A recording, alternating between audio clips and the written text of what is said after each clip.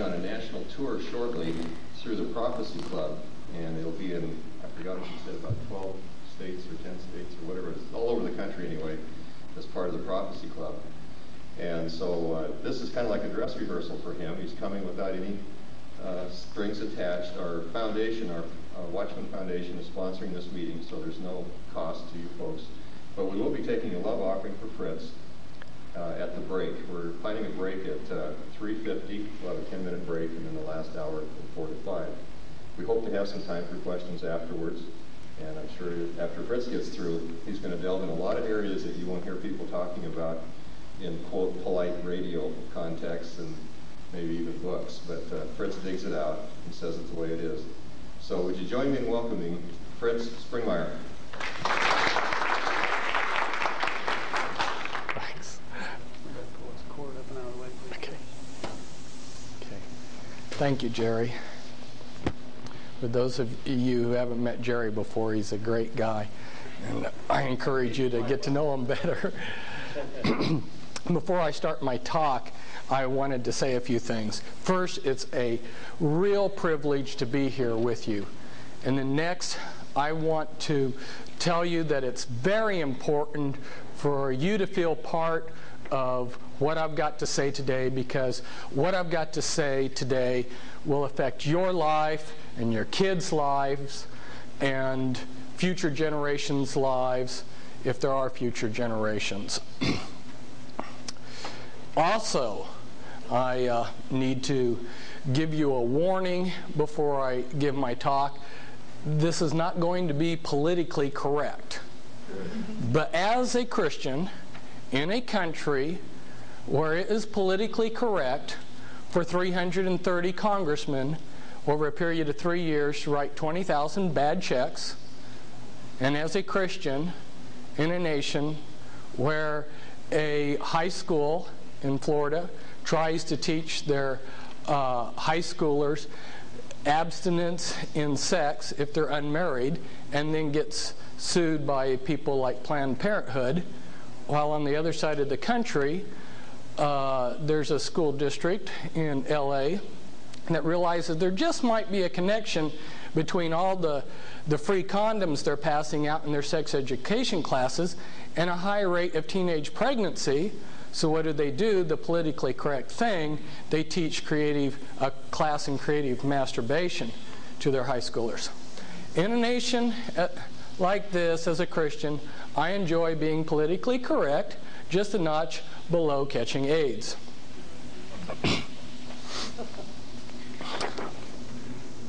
I need to give you one other warning, and that is, you need to find someone on break, probably, who you can talk with tomorrow. When I gave this talk one time before, the people, when I finished giving the talk, felt fine. And then as things sunk in the next morning, they were devastated. And they said, Fritz, you've got to tell your people to ahead of time that they need people to be a support person. So network with each other and trade phone numbers, because I won't be there tomorrow for you. And there's going to be a lot of devastating things said today.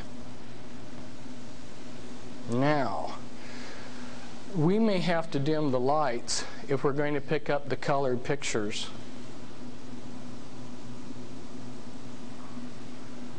And I'm concerned that some of these we're not even picking up all of the. You can move it closer, Fritz, if you want. Let's, yeah, we'd better. Otherwise, you're just going to miss out on too much. One left corner helps out another. Yeah. Okay. Now let's see. Are we close enough to pick it all up? Probably. See what they focus. Okay. Thanks. Wasn't a very good picture anyway. That's true. It's a transparency made off of a photocopy. Hey, mister, what are your 4 answers? Yes, sir. No, sir. No excuse, sir. And, sir, I do not understand. Those were the 4 answers that I was allowed to give at West Point. I entered West Point July 3rd, 1973. And the first 2 months there are called beast barracks. They break you down and they build you into the soldier that they want you to be. And I thought that this tearing down process was discipline when I was there. But the first 2 weeks that I was there, I ate in total same amount of food as what you would eat in a normal meal, and slept very little and did a lot of push-ups and running. Between my first and my second year at West Point, I went over to the Holy Lands, and it was right after the Yom Kippur War. And if there was ever a fantastic military victory, it was the Yom Kippur War. But I immediately saw that they hadn't won anything. They'd won this great military victory, but they hadn't gained anything from it. And the lunacy of fighting wars for our establishment politicians was very clear. And I did a double take on what I wanted to do with my life, because I realized that there was almost an endless number of young men that our country or our politicians, our world order, could have to use as cannon fodder, but that there were very few men who are willing to give their lives totally over to the Lord and to serve in the Lord's army.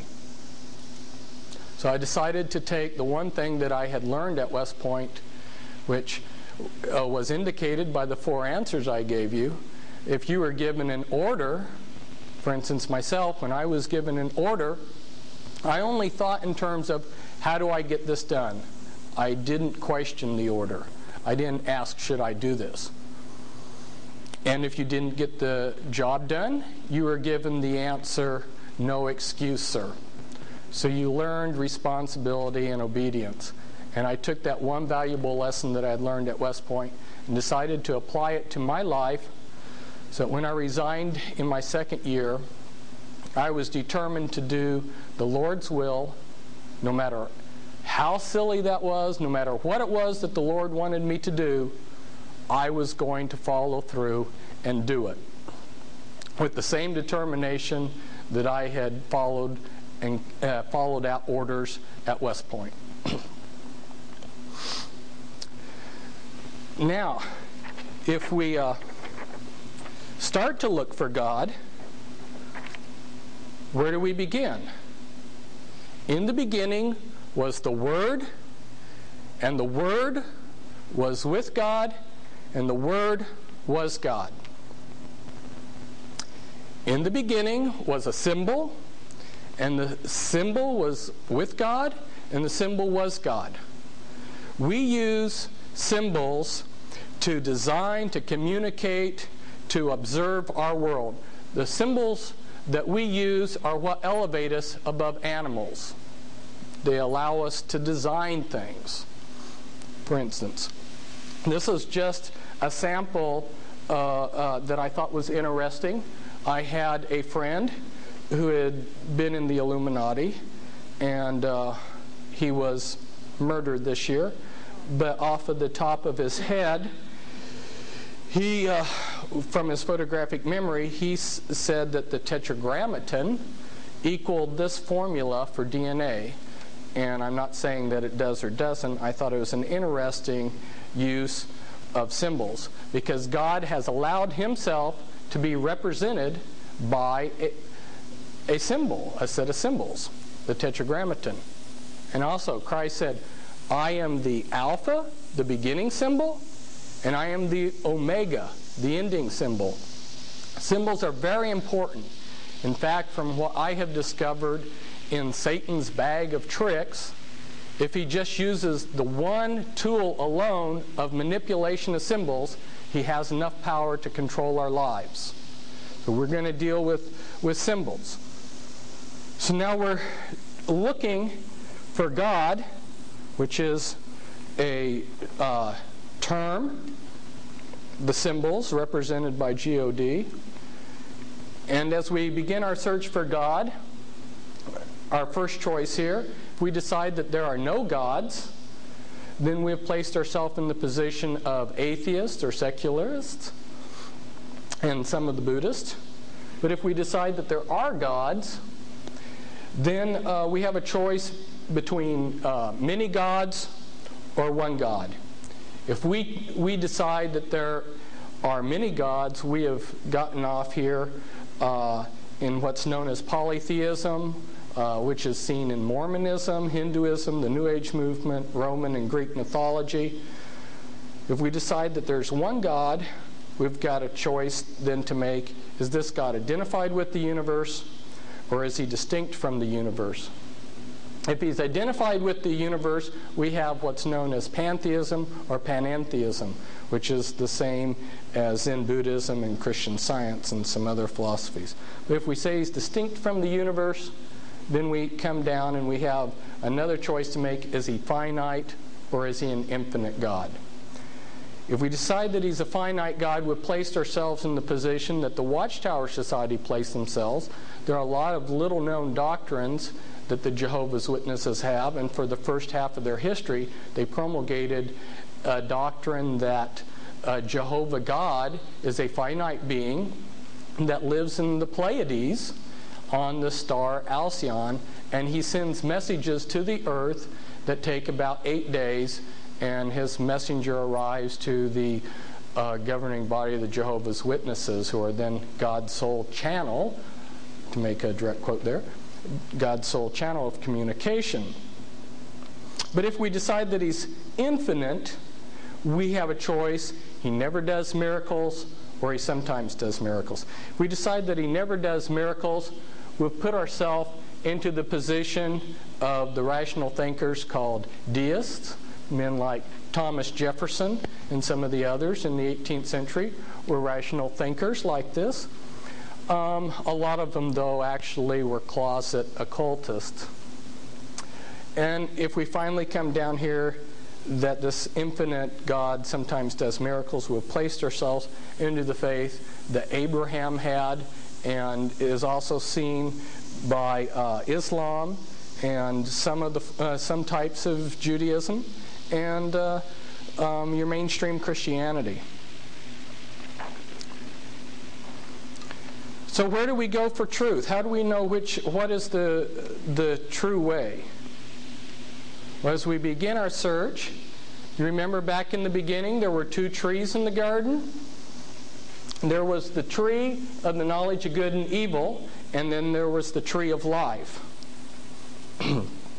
The tree of the knowledge of good and evil, if you look into the scriptures and study them out, you'll find that that's worldly knowledge. It's knowledge of what's right and wrong, including philosophy. It's the letter of the law of God and dead religion based on compliance to the dead letter of the law. It's man-made compliance to law and man-made changes in outward behavior. It's a focus on ourself. And when we focus on ourself, then we end up either becoming lascivious, where we just indulge ourselves, or we end up with a problem that's prevalent in a lot of Christianity, where we have self-righteousness. It also includes a false trust that worldly philosophy and other fruit of the tree of the knowledge of good and evil will expose Satan. This is one of the major problems today. The fruit of the tree of the knowledge of good and evil will not expose Satan, because Satan comes as an angel of light. And we'll get into that even deeper as we progress through this talk.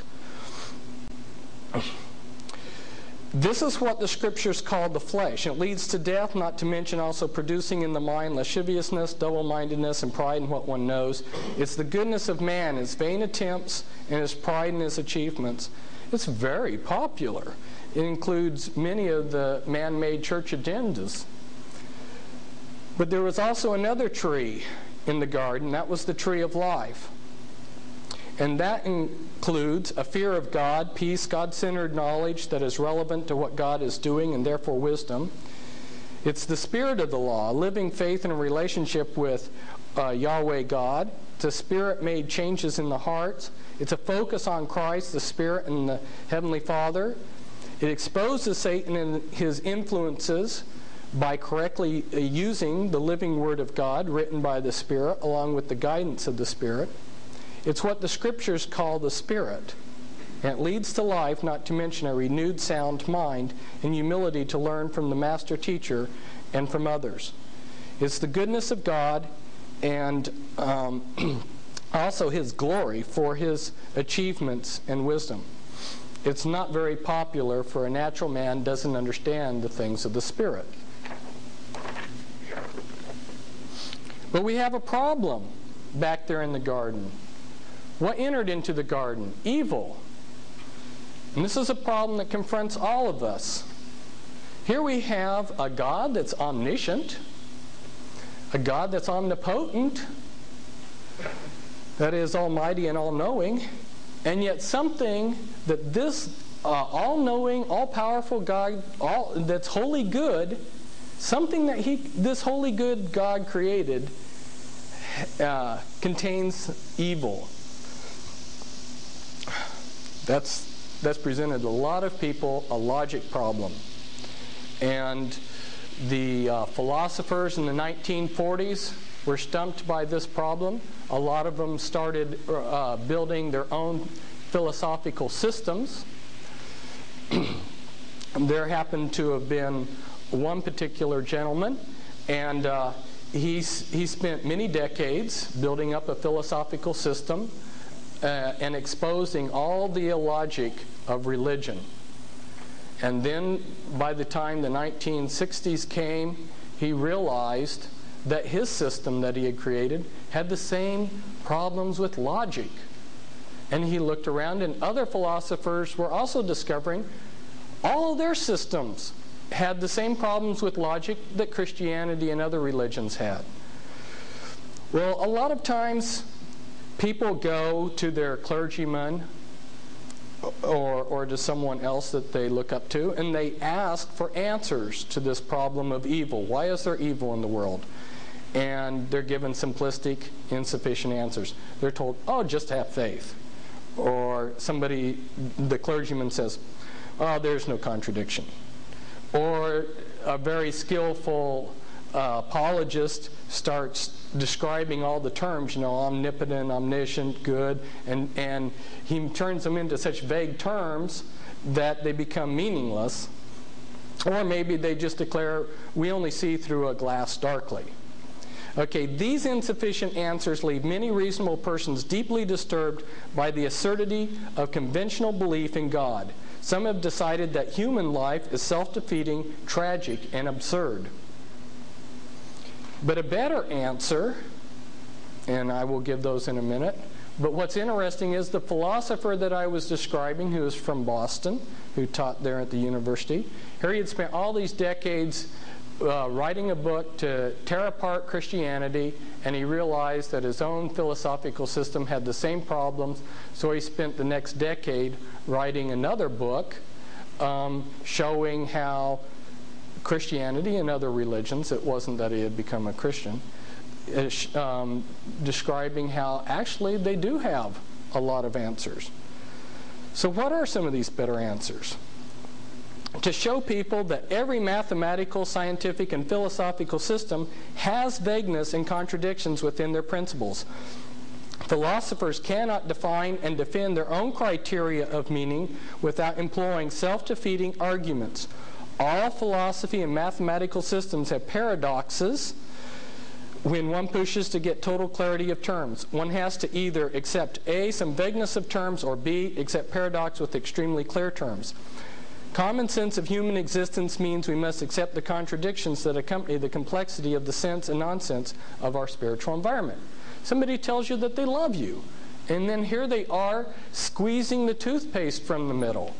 Now, if you had a computer program set up to define whether somebody loved you or not, you would never get the answer, because human relationships and human life can't be broken down into logic. There's a lot of nonsense in our life. The problem of evil is actually a sign that reveals that there are deep issues of life that must be plumbed, like a crack in the earth's crust that plunges out of sight. God can view evil in a different view because He is above time and knows that with His unlimited power, all things will work for good to them that love God. God has unlimited power to bring something good out of evil. Proof of this ability is found in the life, death, and resurrection of Christ. In other words, evil is not out of control. God has said, I'm fixing a point here in time that evil can start. And why did He allow evil to start? So that each one of us would have the choice to make whether we wanted to love Him or not. We're not robots.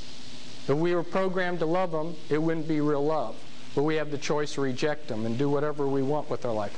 So He set a point here, and He said, evil can exist from here to there. And then He's given us the life, death, and resurrection of Christ to show that any evil within that time period can be transformed to good, which He will do. And Lord willing, we will all see. In order to bring true love into human existence, God had to allow choice, which includes the choice of rejection and disobedience by His creation. After a period of allowing mankind to choose to love Him, God promises to destroy evil. Now you're asking, well, Fritz, we all know this. We all have to face this issue either on a conscious or a subconscious level. We all wrestle with the problem of why is there evil when God is so powerful and so good? Well, the reason why I'm telling you this is because it's very easy for somebody to come up here and expose evil and not give you hope. See, I was called to do three things. I was called to expose evil, to give hope, and call people back to the Word of God. That's my assignment. Okay, there's a lot of people in prophetic ministries that they're able to give real easy hope. Oh, just vote these crooks out of office. You know, if you don't really expose evil, you can give simplistic answers. But if you really expose evil, and how many people really plumb the depths of how evil this world is, then you've got a really hard task to try to give people hope. But that's what I'm trying to do. Because this is very important. That's why we're going over. Because given a chance, I'd destroy the foundation of practically everything you believed in. And I may today.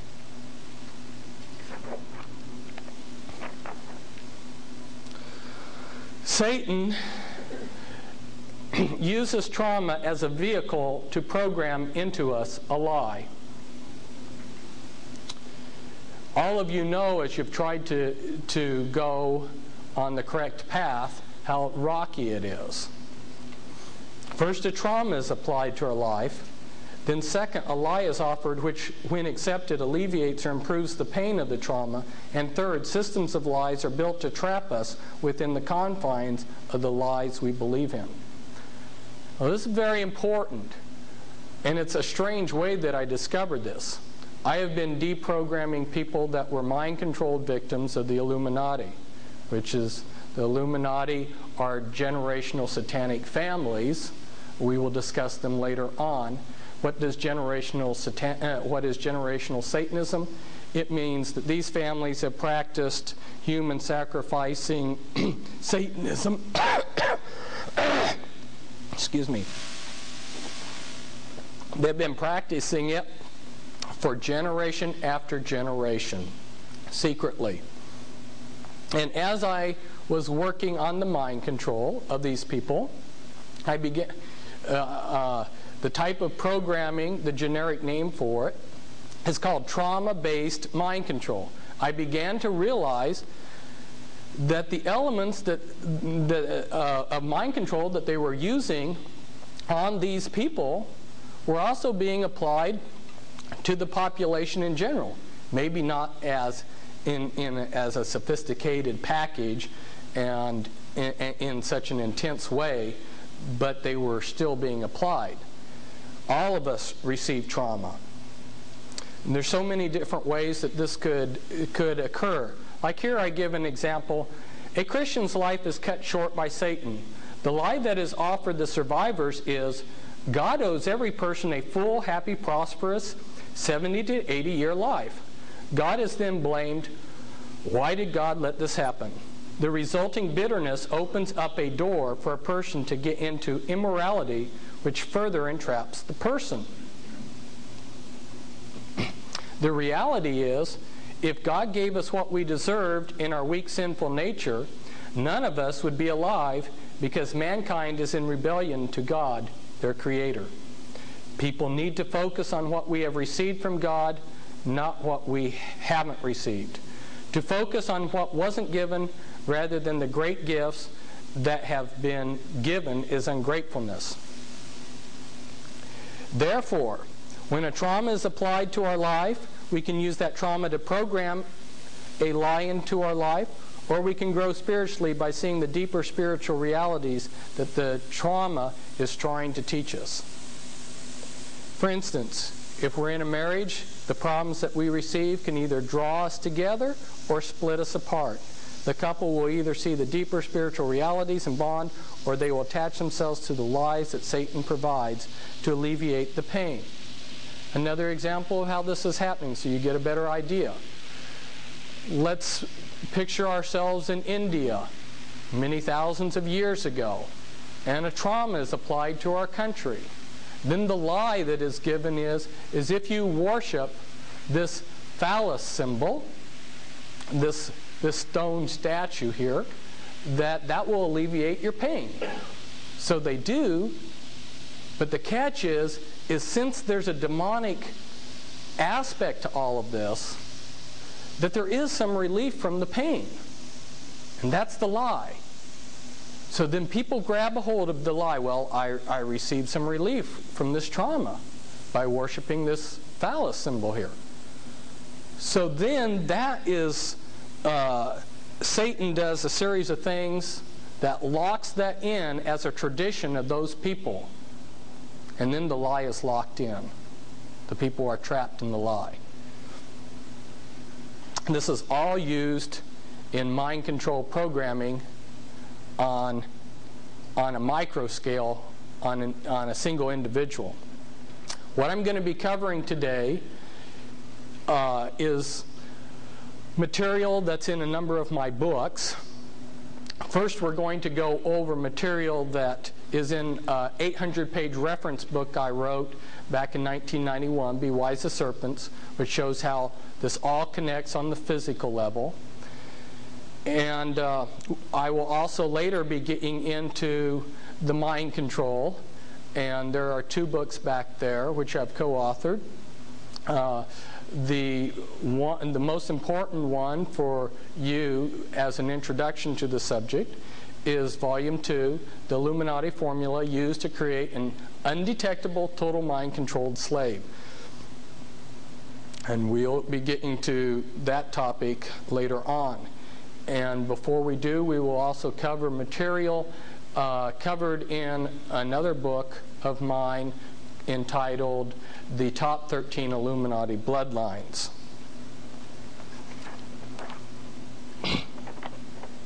This is just saying again what I had previously said, that Christ's life is proof that God has the ability to turn evil into good.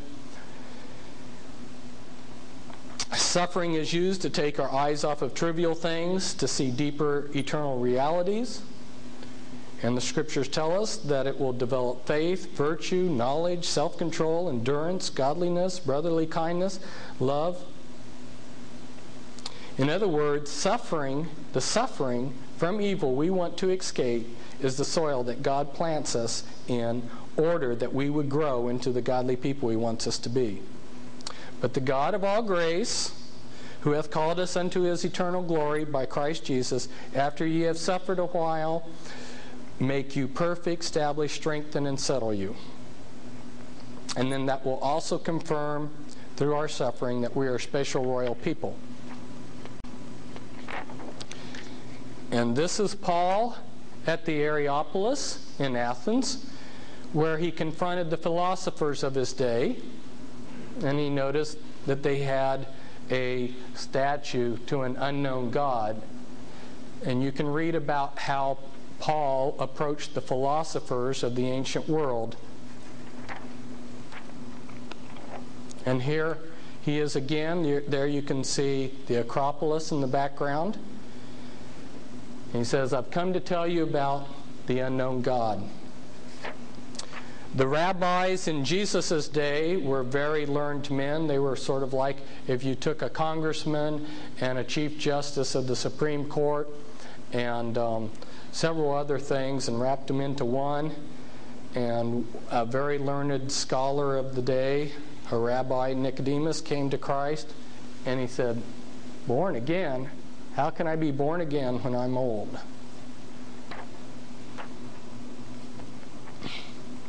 Now remember, we talked about going to the tree of life for knowledge.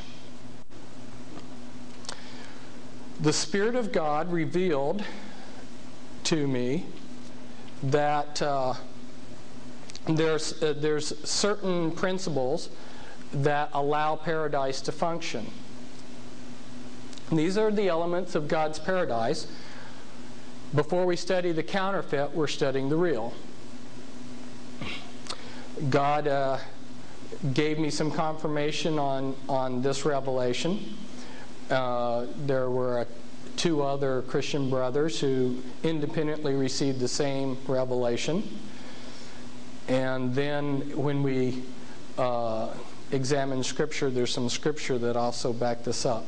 But I'm not submitting this to you as a new doctrine, but just as a way to help you understand better how things operate in the perfect setting that God would have them operate. I discovered via the Spirit's revelation that the attributes of God are what sustain the universe. Justice, God's order, equity, truth, life, and true love forms the base of this. And interestingly, there's a number of other interesting things to this, is I discovered that when we go in and look at how we define God, we'll find those attributes being what make up the New Jerusalem. So the basic building block of paradise is a cube shape, which is stable. It has certain attributes to it. And you'll see some of the other things here that I've added that I won't go into.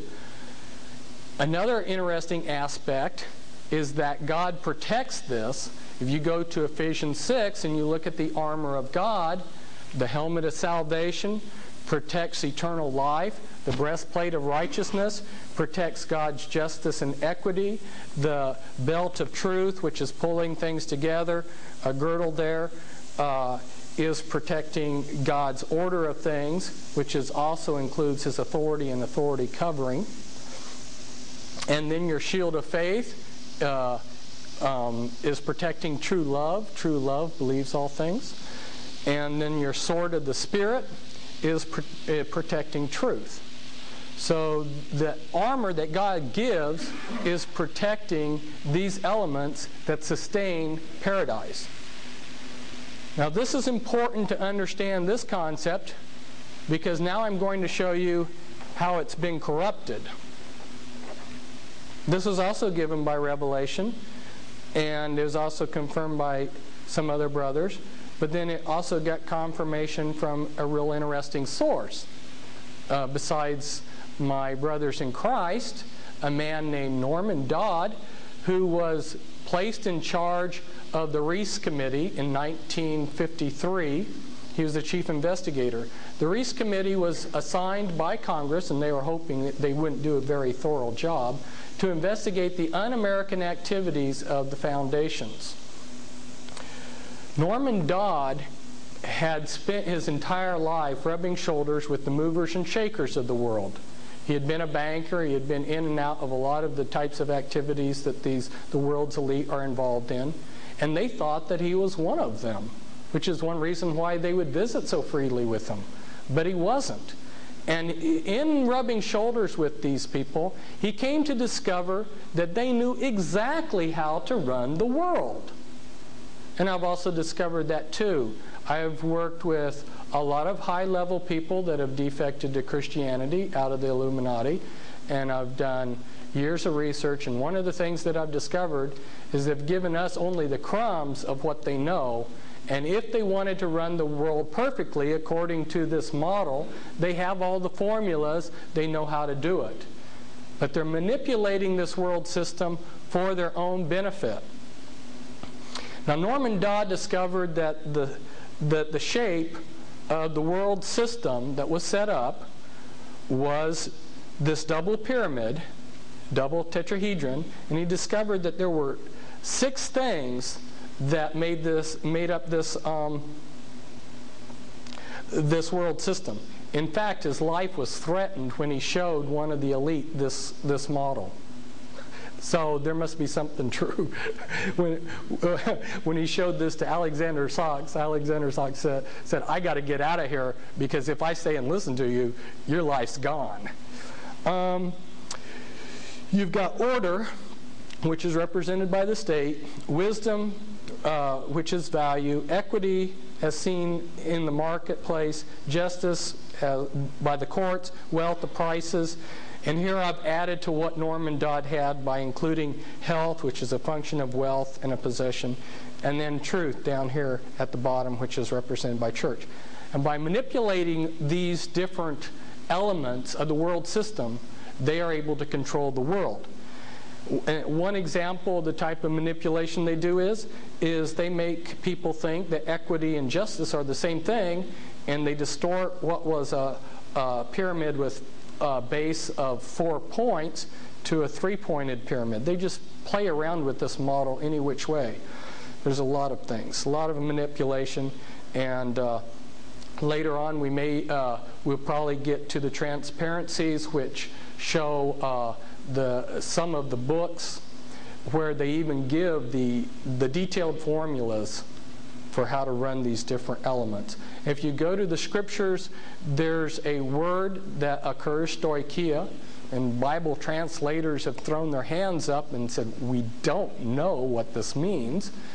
If you go to the classical Greek writers, they use the word stoicheia to mean elements that make up something.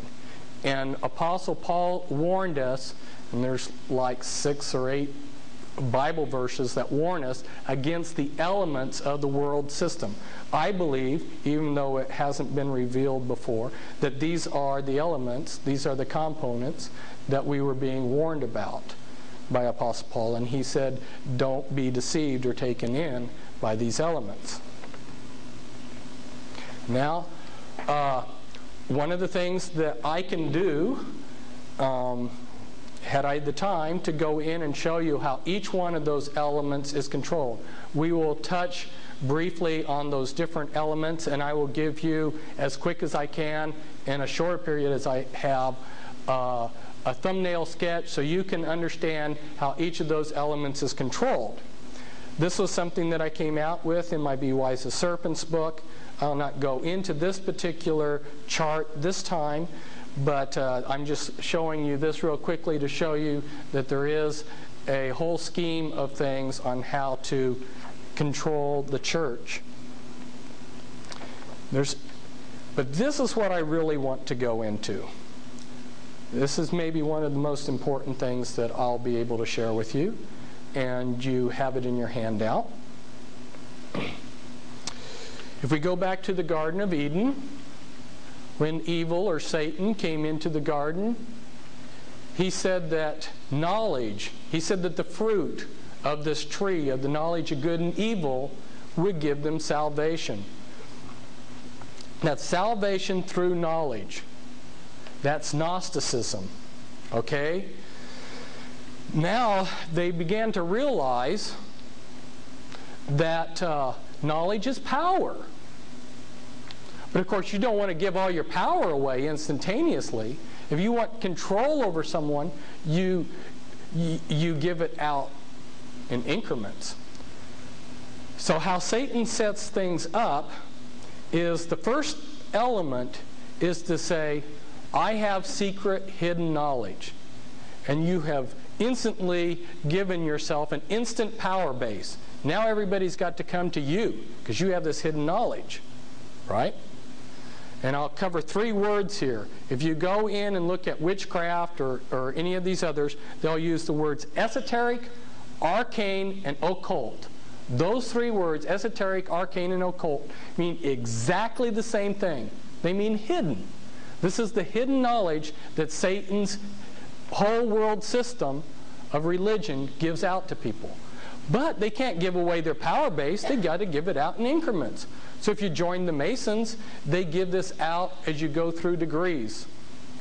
And as you progress through the degrees, they dish you out more and more incrementally. Or if you're a Jehovah's Witness, you have to stay in touch with God's sole channel of communication, the Watchtower Society, and their magazines. And they dole out in increments this revelation knowledge to you over a period of time. Or if you're in the charismatic movement, you're made dependent upon some great prophet that you can't leave him because he is God's source of knowledge revelation knowledge to you, and they make you dependent upon that preacher alone. So the first component was hidden knowledge. The second component of how Satan sets up a Gnostic religion is to hand out this knowledge in increments. And the third component is to set it up in a pyramid shape like this. You cannot get the commitment from the broad masses that you could from a few select initiates. So they will have a group of initiates who are a higher class, and they'll have almost basically one religion for them, and then they'll have another religion for the broad masses. What you're looking at is the clergy class, for instance, of the Catholic Church and the laity. Okay, if you go to the Jehovah's Witnesses, you would see that they have a governing body as their cover ruling body up here. They have an initiate class, which is called the anointed, who are promised heaven. And then you have the great crowd, who are promised paradise on earth. And the same pattern is repeated many, many times over. And I'll show you some of the groups that do this. Now you take, for instance, within the Jehovah's Witnesses, there and many of these other groups, I've discovered that the key men are Satanists. And they have a cover ruling body that hides them. Now if we turn this pyramid, this Gnostic religion that we have just built here, and there's even a book, How to Create Your Own Religion. If you turn that on its side and make it into a piece of pie, now look at what we've got here. This is the perfect control mechanism. In the center of all these different religious bodies are Satanists that know each other, that are collaborating and working together. And this I've discovered is a fact. I'm giving you inside information there.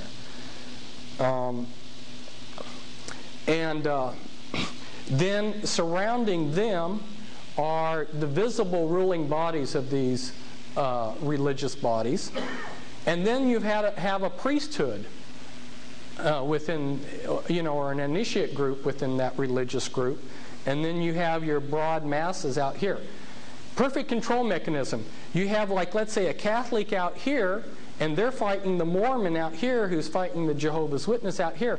And the people on the outer fringes are all divided and fighting each other. They never rebel against the middle.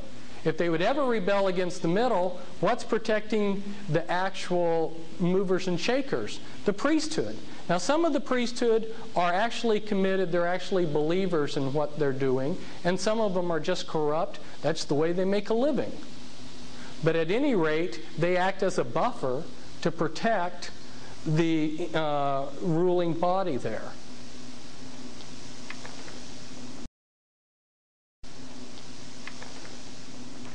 And this formula, which I got from the other side, by the way, can be seen in many different flavors.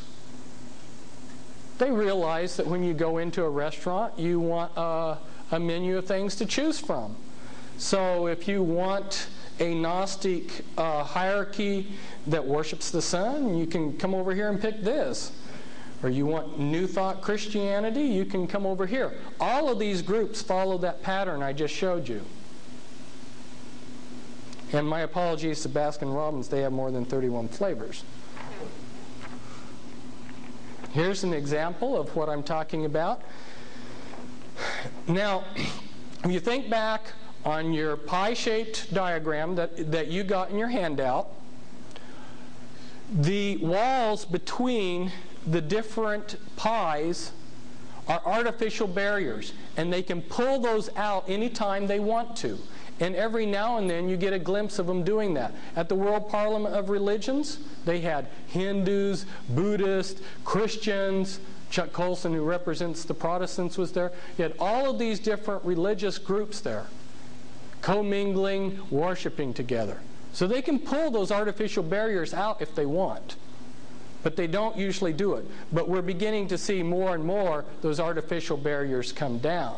And this is an example of it. This is a Jewish rabbi who's a Catholic priest, and he's getting the Jews to start worshiping Mary and some other things. So here we see in his group literature put out. There you see, like, for instance, Father Herman Cohen, who's both Jewish and Catholic. Now, what's happened over the centuries, and this no longer is taking place because a lot of the artificial barriers have been taken out so that they can bring in their one world religion. But prior to about 1950, the way that they had set this up is that the Illuminati worked through front organizations. Those front organizations then covered themselves behind monotheistic religions. So behind Protestantism, you had Freemasonry pulling strings. Behind Roman Catholicism, you had Jesuits. And behind your Jewish community, you had your Sabbatians, your Frankists, communists. Behind Islam, you had Sufis. How many people knew that Colonel Gaddafi was a Sufi? Does that make a little bit more sense why you see a Freemason in the CIA maybe collaborating with Colonel Gaddafi?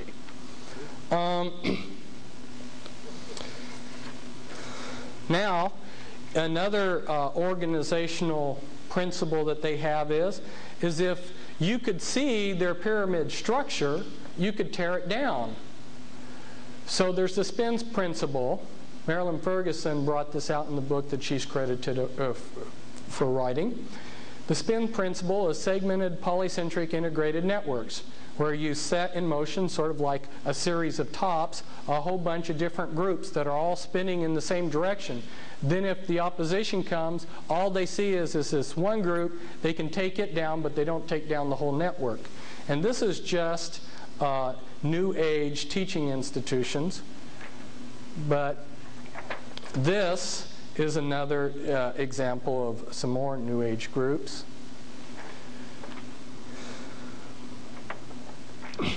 Now, I prepared a document packet in 1990, and it was to show people from their own documents that there was a conspiracy to bring in a New World Order, and nobody took me up on getting any of these packets.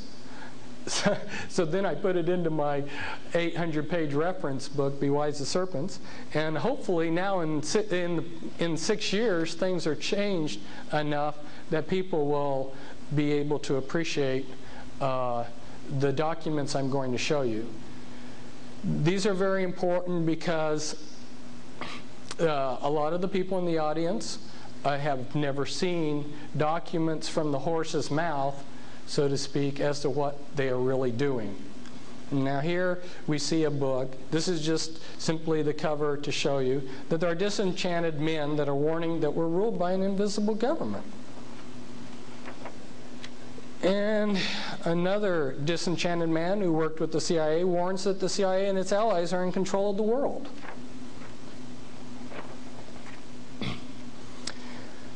Now, because it was difficult for people to see the text, but I wanted to show you the whole page of what where I got the quote from. I have pulled the quote up and enlarged it over here to the side. Now, this was written by Manly P. Hall. Manly P. Hall was both a Grand Master within Freemasonry, and he was a Grand Master in the Illuminati. And he says, all of sincere heart will find consolation in the conviction that powers beyond and above human corruption continue to administer the destiny of the globe. It would be a mistake to confuse the governing bodies with the various sects which pretend to authority but give no indication or proof that they can manage efficiently even their own affairs. What was I telling you? That inner core of black in all of those pieces of pie that's secretly ruling? Now, Manly P. Hall knows who he's referring to here because he's part of that secret body. But, of course, he speaks positively of it.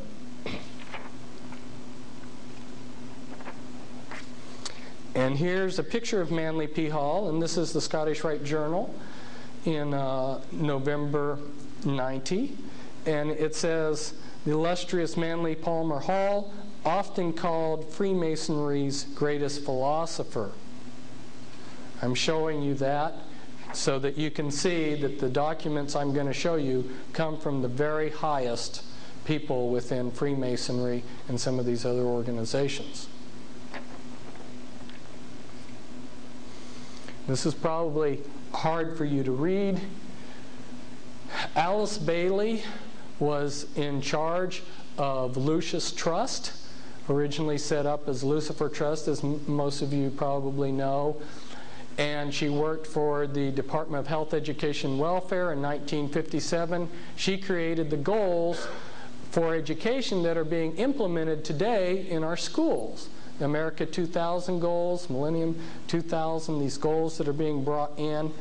And she was a leader within the New Age movement. She set up over 140 New Age groups, wrote prolifically. In her book, The Externalization of the Hierarchy, she spells out in detail how they're going to bring in the New World Order. It is amazing the things you will read in there, including telling us who's going to rule on the physical level and who's going to rule on the spiritual level in this New World Order. It's going to be Lucifer. And she says it right there.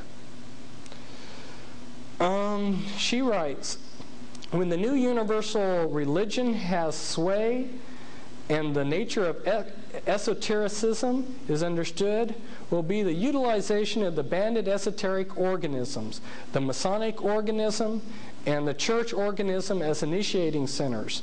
These three groups converge as their inner sanctuaries are approached. There is no disassociation between the one universal church, the sacred inner lodge of all true Masons, and the innermost circles of the esoteric societies. In other words, she's saying that Freemasonry is going to be the religion in the New World Order, or the New Age, as she refers to it variously in different parts of her book. Interestingly enough, other New Age leaders say the same thing. Benjamin Creme, who you have heard about, he says that Freemasonry is going to be the religion, the one world religion in the New World Order. Lola Davis, another New Age leader, says the same thing. And here, Alice Bailey, again, on another page in Externalization of the Hierarchy, says, there is no question, therefore, that the work to be done in familiarizing the general public with the nature of the mysteries is of paramount importance at this time. These mysteries will be restored to outer expression through the medium of the church and the Masonic fraternity. If those groups leave off being organisms with material purpose and become organisms with living objectives, When the Great One comes with his disciples and initiates, we shall have, after a period of intensive work on the physical plane, beginning around the year 1940, the restoration of the mysteries in their exoteric presentation as a consequence of this first initiation. In other words, they're going to restore the mystery religions of Babylon. And if you look at what's been happening in the churches and in the schools, you will find that that's true. The concept of externalization of the hierarchy is that we're going to take what was done in secret in the lodges, in the secret fraternal organizations, and we're going to externalize it out into society. This was something that, this was a program in a Portland public school where my wife teaches, and instead of Christmas programs for the last 15 years, they've had winter solstice celebrations, which is an occult celebration. And this celebration a few years ago was celebrating Lucifer, the light bearer. And this was the program for it. And during the play that the children put on for the parents that came, the children wore barcodes on their forehead. Some of the children had acceptable barcodes, and some had unacceptable barcodes. And then they did occult rituals. This is what's replaced Christmas in the public school. And I was using this on some of my talks, and I thought, well, I'll just send this to Tex Mars, who's another researcher, and he put this on the front page of his next newsletter. Externalization of the hierarchy. It's all around me, wherever I go. And these are some of my dog and pony show, because when I go out to get fast food, and I go to one fast food place, and here's a wizard with an owl, which is Lilith, and his energy ball. He's throwing an energy ball here. And then I go down to the next fast food place down the street, and they're teaching you how to hypnotize your parents on their sheet. And then I go down to the next fast food place, and they've got another similar looking wizard here, and it says fire and ice. Fire and ice are very important symbols for the occult when they're paired together. And I go into the laundromat, and this is hanging up. This is a lady, Elizabeth Clare Prophet, who channels demons, and she's having a meeting in the Portland Masonic Temple to find your twin flame and how to use spiritual energy. And then I go to the public library, and they're passing these out free. It's Metaphysics for Our Age. If you don't know what metaphysics is, that's witchcraft. And right there in Multnomah County, which is Portland, on the front of their books, on some of them, if you look at the library logo, it's a snake swallowing its tail. Well, if you'll look in Manly P. Hall's book on page 100, The Secret Teachings of All Ages, you'll find that that's an Illuminati symbol. In fact, they even use the word Illumo there on their seal of Multnomah County Library. On page 100, which is C in his book, he says that a silver ring of a snake swallowing its tail is a symbol of rank within the Illuminati. When I met the Grand Master for the Illuminati for a 3-state area, guess what he was wearing on his hand? It was a silver ring of a snake swallowing its tail. I tell you that for several reasons. One is that ring was a symbol of rank within the mystery religions. The Illuminati is simply the continuation of the mystery religions that we are now talking about, and you're seeing documentation about by people by Alice Bailey. When she's talking about restoring the mysteries, she's talking about restoring the mystery religions. And here she says, by means of the educational work of the world, the great Lord seeks to reach those of the intelligent public who cannot be reached by means of ceremonial and symbolism as in Masonry, or by religious means and ritual as in the church. It touches the masses and those in whom an intelligent aspect predominates to the lessening of the other two aspects. In other words, we're going to try to teach them the truth, the mystery religion truth, in the fraternal organizations. But not everybody goes to a fraternity like the Masonic Lodge. So then we'll try to get them in the churches. But not everybody goes to the churches. So our safety net is education. It's going to be. And I just threw this in because this was something put out by a group called Triangles, which Lucis Trust formed. Lucis Trust happens, by the way, to be one of the publishing arms of the United Nations. And it's located there on United Nations Plaza. And they've got offices in Switzerland and England, London, England, and New York, which are elite headquarters, as you know. And, of course, their triangle groups are in, as you see, 110 countries from this letter. And this next document, this is the cover of the official magazine of the Supreme Council, the 33rd degree of the Freemasons, and it's been called the New Age magazine for over 100 years. And in the 70s and 80s, the Christians were still debating whether there was a New Age movement, and the Freemasons had been carrying out, promoting the New Age movement for 100 years. And inside this particular cover, I pulled out a page, and guess what it says here? As stated before, God's plan in America is a non-sectarian plan. Our Constitution is non-sectarian. Our great American public schools, God's chosen schools, are non-sectarian. The great spirit behind this great nation is non-sectarian. Our great American public schools have never taken away from any child the freedom of will, freedom of spirit, or freedom of mind. That is the divine reason that great God, our King, has chosen the great American public schools to pave the way for the new race, the new religion, and the new civilization that is taking place in America. Any mother, father, or guardian who is responsible for the taking away of freedom of mind, freedom of will, or freedom of spirit is the lowest criminal on this earth, because they take away from that child the God-given right to become a part of God's great plan in America for the dawn of the new age of the world. Shame on you, Christian parents, for sending your children to a Christian school. You're the lowest criminal.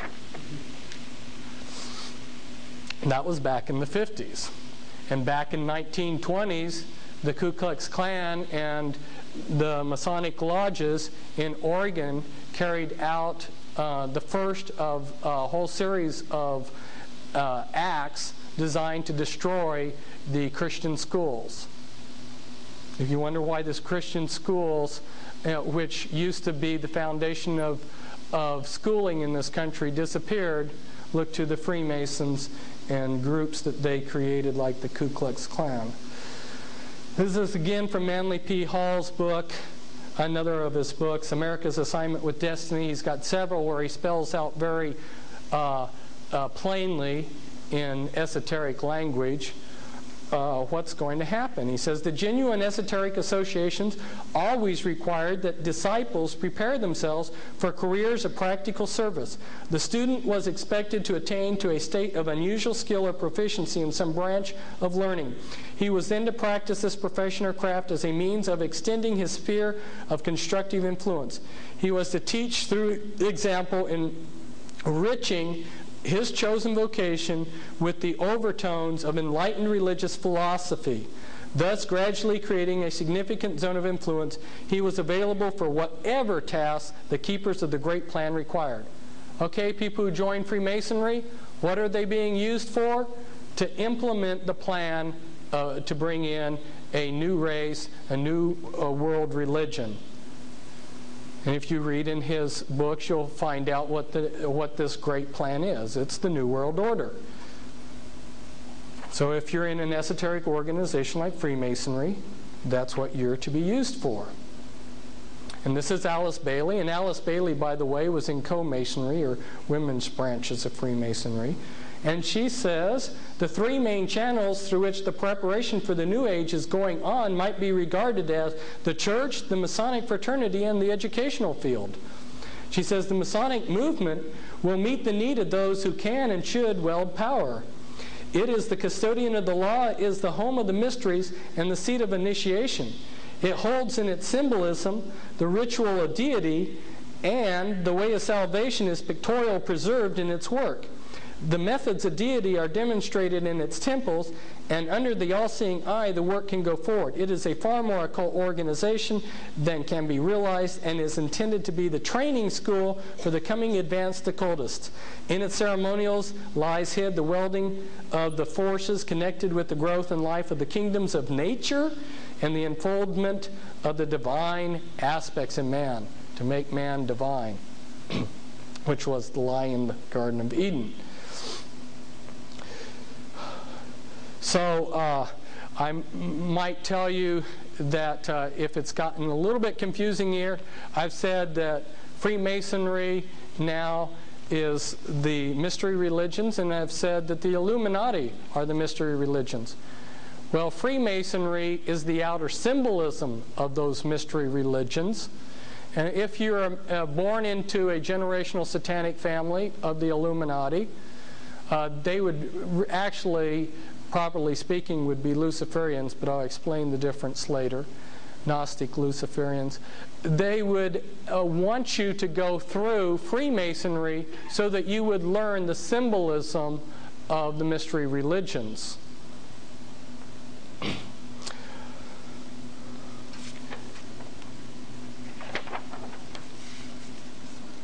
And this is Albert Pike. Albert Pike was he's been called the Pope of Freemasonry. He was the head of all of Freemasonry in his day. And he wrote Morals and Dogma, which when you get to be a 32nd degree Freemason, you are given a Morals and Dogma book, which belongs to the lodge, and then asked to study it. And he says in here, in Morals and Dogma, he says, though Masonry is identical with the ancient mysteries. What are the first two things that happen when you join Freemasonry? Two things. One is, the first thing is you fill out a form that says requesting to be initiated into the mysteries. If you read any of the top Masonic authors, like Manly P. Hall and some of these others that I'm going to be quoting from, they will tell you that the mysteries of Freemasonry are the mysteries of the mystery religions of Babylon. That's what you're being initiated into. So that's the first thing that you do, is request to be initiated into those mysteries. The second thing is you go through a ritual where they give you an oath that you'll ever conceal the activities and what they teach you in the lodge, to ever conceal. Well, that means you're taking on oath of a gruesome death to deceive and lie about what goes on in the lodge. And people ask me, well, and I've been asked this probably, no exaggeration, 100 times, when do people know that there's something wrong with Freemasonry? Well, the first two things you do ought to raise red flags. But I will agree with people that you can stumble through 32 degrees of this stuff. And like a lot of people, they don't have their eyes open. And you could stumble through, and maybe after 32 degrees of this, you still don't know what you're involved in. That's possible.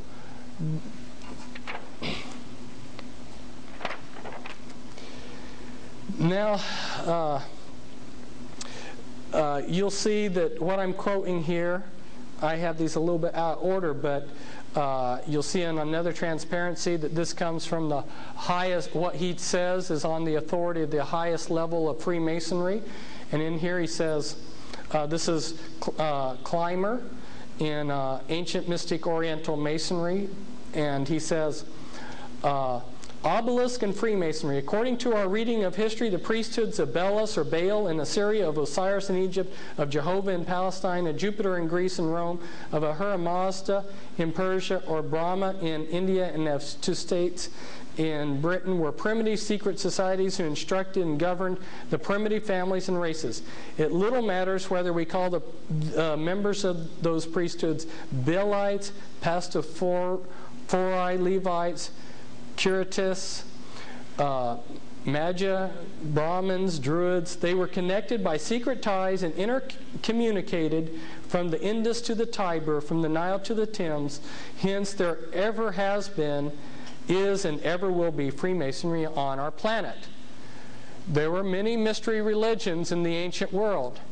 Each of those mystery religions, if you go back to your pie-shaped diagram, had a secret ruling body.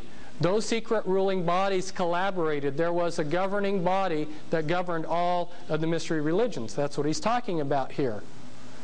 Okay, and I have some of the codes or the keys to unravel that worldwide unity that existed long ago. This is H. Spencer Lewis. In his book, Rosicrucian Questions and Answers, he says, I have to move this around so I can see it because this bright light's in my eyes, but he goes, everyone with common sense will appreciate the fact that a book claiming to be a complete presentation of the secret teachings and secret ritual of the Freemasons would be unworthy of purchase at any price, for one would know instinctively that the contents of the book could not possibly fulfill the claim made by the title. The same may be said of books dealing with the subject of Rosicrucian philosophy. The things that I'm telling you about, if you ask a Freemason, they're not going to confirm them. They're not going to validate them. And this, on the previous book that you saw by Clymer, I have this in here because he says, I quote from the highest Masonic authorities in the world, and that which concerns mystic Masonry comes direct from who knows and who has no superior in this work. So I'm giving you information from the top in case you doubt these authorities. This is simply showing us, again, in the same book, that Masonry was founded on the ancient wisdom religions, and when founded was not known as Masonry. It was known as mystery religion. And this quote by the same man in the same book, Ancient Mystic Oriental Masonry, the religion then of Masonry is pure theism, on which it... that's good enough. And by the way, Clymer's quote there, as another one of the previous quotes, was from Mackey's, one of Mackey's works. And so you have two high-level Masonic authorities, both validating the same thing in this quote.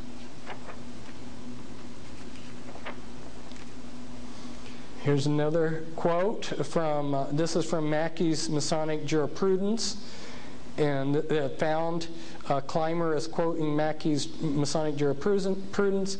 So broad is the religion of Masonry, and so carefully are all sectarian tenets excluded from the system, that the Christian, the Jew, and the Mohammedan, in all their numberless sects and divisions, may and do harmoniously combine in its moral and intellectual work with the Buddhist, the Farsi, the Confucian, and the worshipper of deity under every form.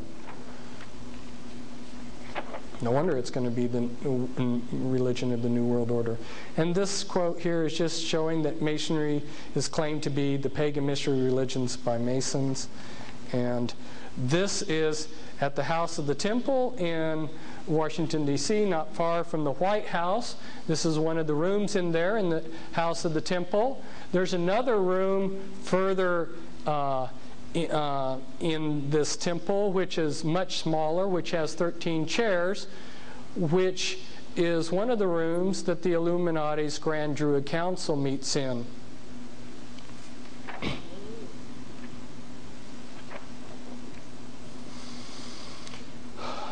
This is from the New Age magazine, the official organ of the Supreme Council of the 33rd degree of the Scottish Rite. And it says, has Freemasonry then a spiritual conception only? Is its objective the solidifying into a beautiful utopia, the wonderful infinity of the first cause, and the kaleidoscope finiteness of its mortal human creatures? Is its mission solely directed to the establishment of the long-heralded and hoped-for kingdom of the brotherhood of man? You know, when I wrote a book back in 1990 showing the connections between the Watchtower Society and the occult world, it's a book is back there for you to look at, The Watchtower and the Masons.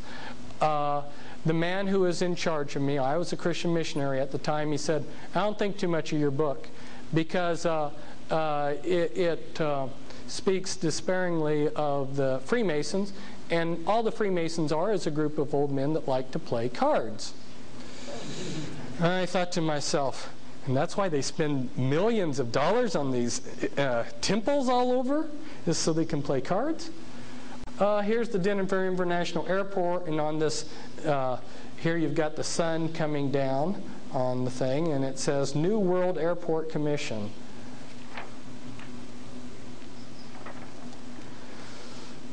This is Manly P. Hall again. He says, when evaluating the esoteric groups, that would be like the Rosicrucians and Freemasons and Lucis Trust, etc., of this period, the most reliable guide is their acceptance of the responsibility of the great plan. I've already explained that's the plan to bring in the New World Order.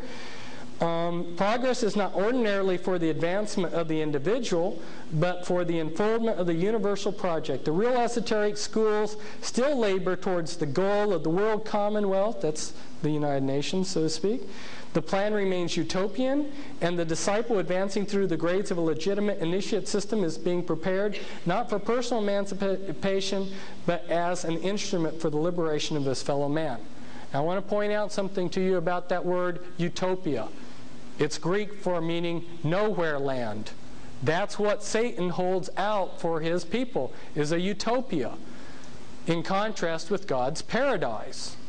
Okay, now there's a big distinction between that cube-shaped model that I showed you and the double pyramid.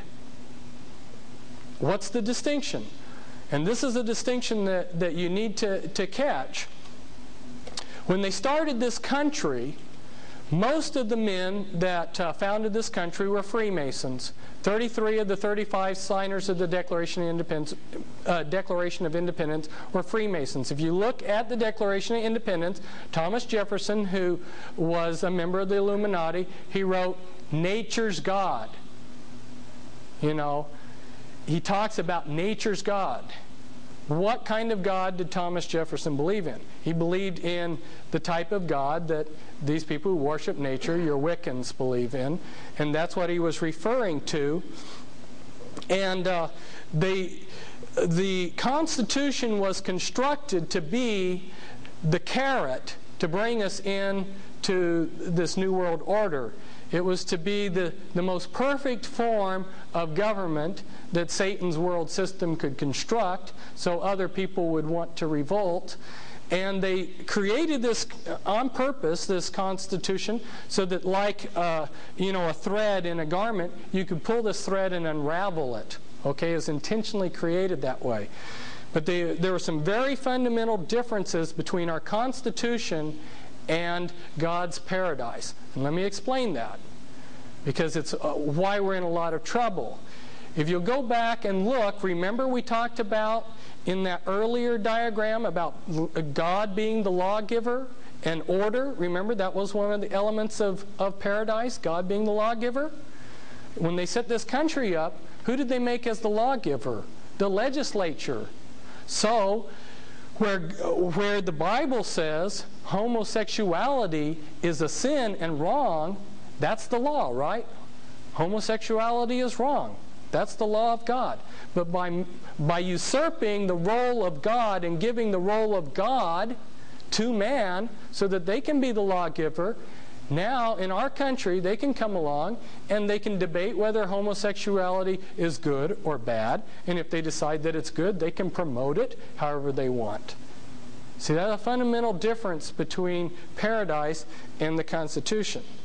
Not that the Constitution doesn't have a lot of great things about it, but you have to understand it relates to the utopian concept that Satan has been promising the world. Now, this comes from a Masonic magazine, the Masonic Review, and it says, Masonry's greatness is not in the antiquity of its beginnings, neither in its conservatism, but rather in the fact that it has always been a leader of thought and action. I repeat, a comprehensive understanding of the history of Masonry leads us inevitably to the conclusion that not through conservatism has it most served the world, but rather through its spirit of unrest, its utter abhorrence of unnecessary restraint, its abiding love for the liberty, its unconquerable desire to progress away from the old to the new and better conditions. Whenever the conflict has been waged between the old and the new, between a narrow conservatism and real progress, our Masonic brethren have been found on the right side. Witness the members of St. Andrew's Lodge of the Green Dragon who threw the tea into Boston Harbor. I wish I had $1 for every time an American talked about the Boston Tea Party being a tax revolt against high taxes. What really happened? You can change history by just altering a few facts and a few details. What happened is that English Parliament drastically cut taxes. They drastically cut import taxes so that they were bare-bottom taxes. Now, the Freemasons of the time were smuggling illegal goods into the colonies. They were smuggling a lot of opium in the bottom of ships, and they were also smuggling other goods like tea. When import taxes on legitimate tea were cut drastically, it meant that their illegal tea no longer was profitable, and they were going to lose out on their smuggling. So when these Masons got together for their lodge meeting at this Green Dragon Inn, and I want you to remember that name, Green Dragon, for later, they decided, and you can see it in the minutes of their lodge meeting, they closed the lodge meeting immediately and then discussed how they would form this Boston Tea Party. And they dressed up as Indians, and their Masonic lodge went down and did a criminal act, and there happened to be this captain who was just in the wrong place at the wrong time, and they took millions of dollars of his cargo and dumped it into the harbor. And since that time, history has been warped a little bit, and people see that as a great patriotic act. And here in my Be Wise as Serpents book is one of the diagrams that I put together showing Masonic lodges during the American Revolutionary War period. And I could talk for a week about how the Freemasons created the American Revolutionary War for the Illuminati, and how it was actually won, and a lot of the secret things about it, but we don't have time to go into that. And this is again from Morals and Dogma by Albert Pike. This is again, as I said, given to 32 degree Scottish Rite Freemasons. And he says, the blue degrees are but the outer core or portico of the temple. Part of the symbols are displayed there to the initiate, but he is intentionally led by false interpretations. It is not intended that he shall understand them, but it is intended that he shall imagine he understands them. Their true explication is reserved for the adepts. It is well enough for the mass of those called Masons to imagine that all is contained in the blue degrees, and whoso attempts to undeceive them will labor in vain and without any true reward violate his obligations as an adept. You see the G in the square and compass on the lodge. Well, to the public, they're told that stands for G, that G stands for God. You join and they tell you it stands for Gnosticism. Well, remember, as you move up, you're given more light. They dish this out in this initiate system, this hidden knowledge that they have. Well, when you get higher up, you find out that the G stands for the generative principle. And that's why later on, you'll see very shortly, that the Masons wear a lambskin. They're protected by the lamb, just like Christians are protected by the blood of the lamb. They cover their God. which is the phallus. And they buried themselves under a hard phallus. Those are the obelisks that you see in our cemeteries. And when the president, who's a Mason, looks out of the White House, he can look at a large obelisk. If you go to India and ancient Egypt, they worshipped the phallus. Right? They were traumatized, and through this demonic traumatization, they thought if they worshiped phalluses, that would relieve them, that would bring them benefits, and they're all over our country. And the president looks out of the White House and he sees the Washington Monument, and I wouldn't want to be buried under something like that.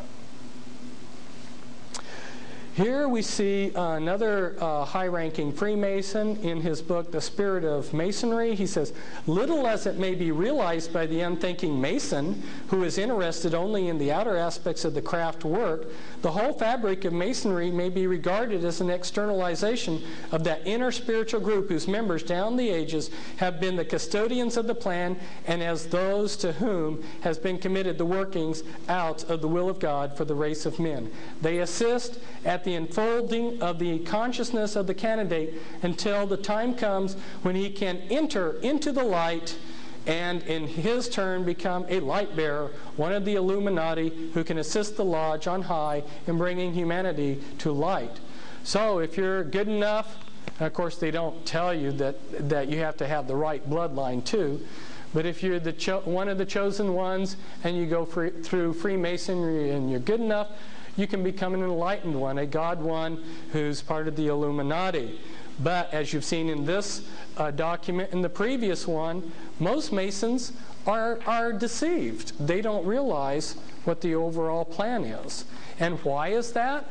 Remember, going back to the pie-shaped diagram, the pyramid, remember that Freemasonry was just another Gnostic religion? Remember, you've got your broad masses?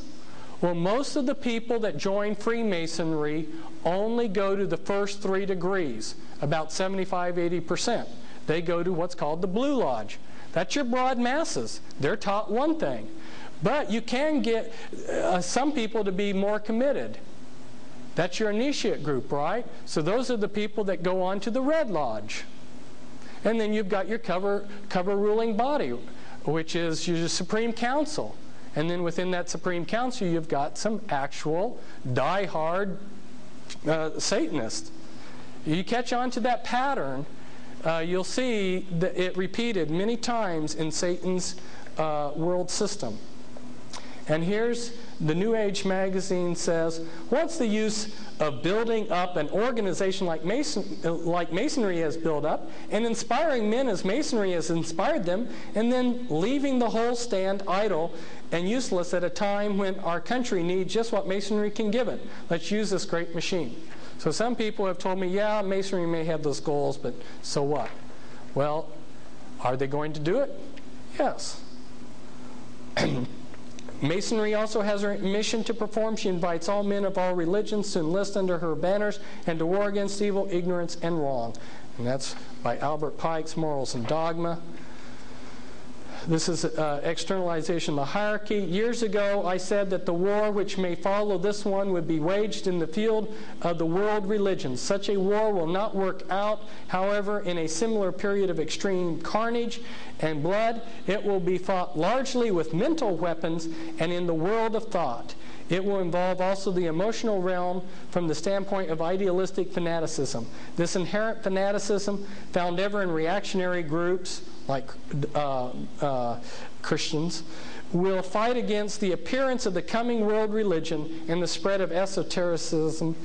The coming struggle will emerge within the churches themselves. And again, she tells us that the outline of this universal church shall appear by the end of the 20th century. And here's from the New Age magazine again, where they say Freemasonry is a world power. How much of a world power? In 93, in my newsletters, in one of them, I published a list of several hundred high-ranking Vatican officials who are high-ranking Freemasons, and I gave their secret Masonic initiation dates and numbers, and that's just a little bit part of the list. In the previous document, that Transparency, he was talking about a war between Freemasonry and the Catholic Church. Well, that's long over. If you'll look at what's been happening, there's been all types of cooperation between the Catholic Church and Freemasonry since the 60s. In fact, this is kind of interesting. Here's a Catholic Church, and it has the Illuminati triangle and all-seeing eye in it. These people are everywhere. The Freemasons, I have tried to expose how they've been operating in the world. They're constantly creating new organizations. There's approximately 800 fraternal organizations in the United States, and essentially all of those have been created by the Freemasons. Remember I talked about West Point? Well, I couldn't quite put my finger on what was wrong with West Point when I was there at the time, but I've later learned that it was a fraternity and all the elements of mind control were used there.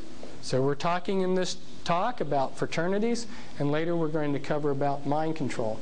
And here are some of the groups that the Masons have created, and I know this is very difficult to read.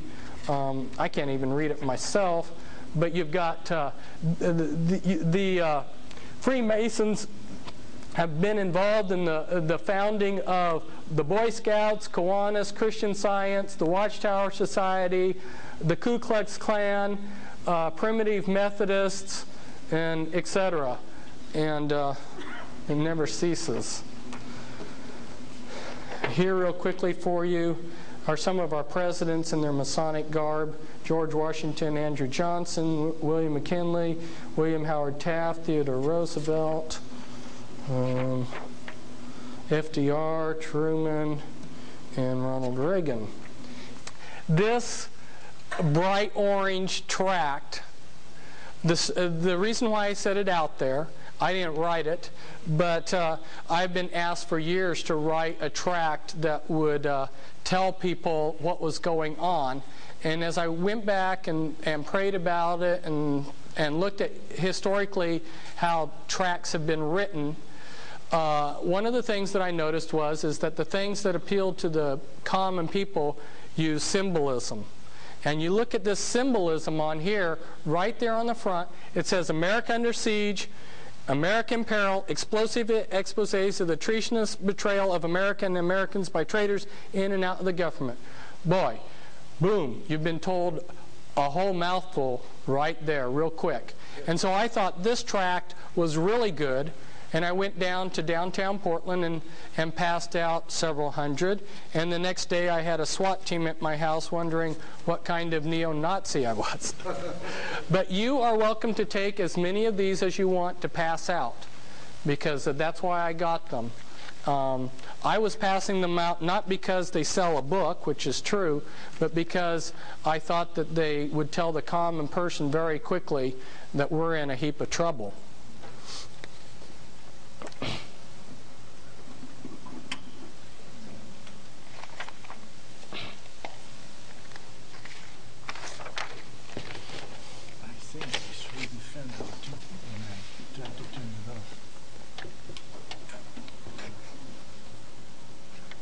I think that's no. It's working. Oh, okay.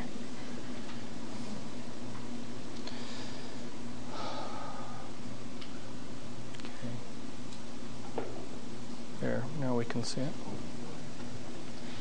Okay. Now, last segment, I focused in on one particular point in history.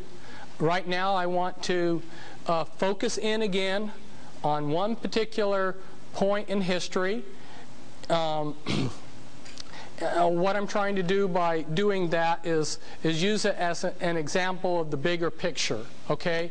And one of my favorite points in history that I've enjoyed studying was the Civil War. So I've picked that as a point in time, and I'm going to discuss 3 people within that period of time. All of you, I'm sure, are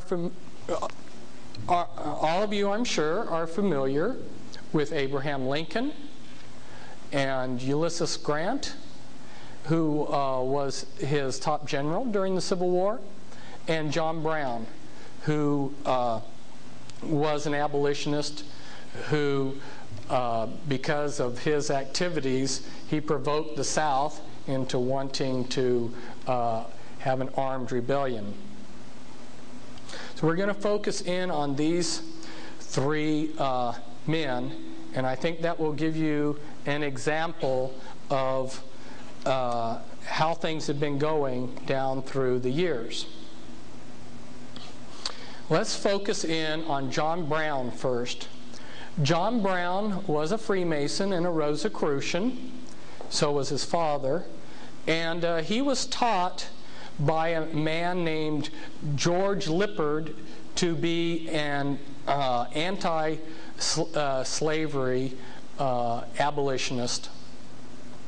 George Lippard started the Anti-Slavery Society.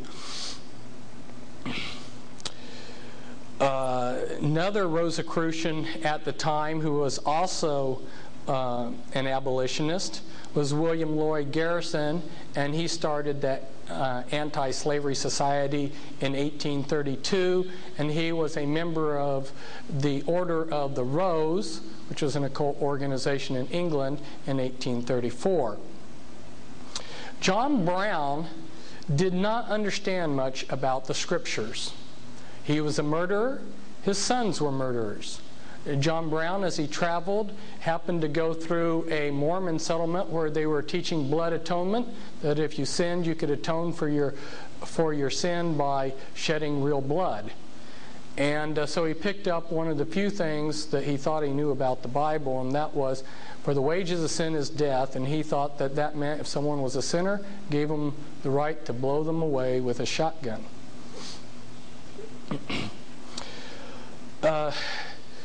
The Illuminati had decided that the United States was getting too big and too powerful and rich, that they needed to divide and conquer.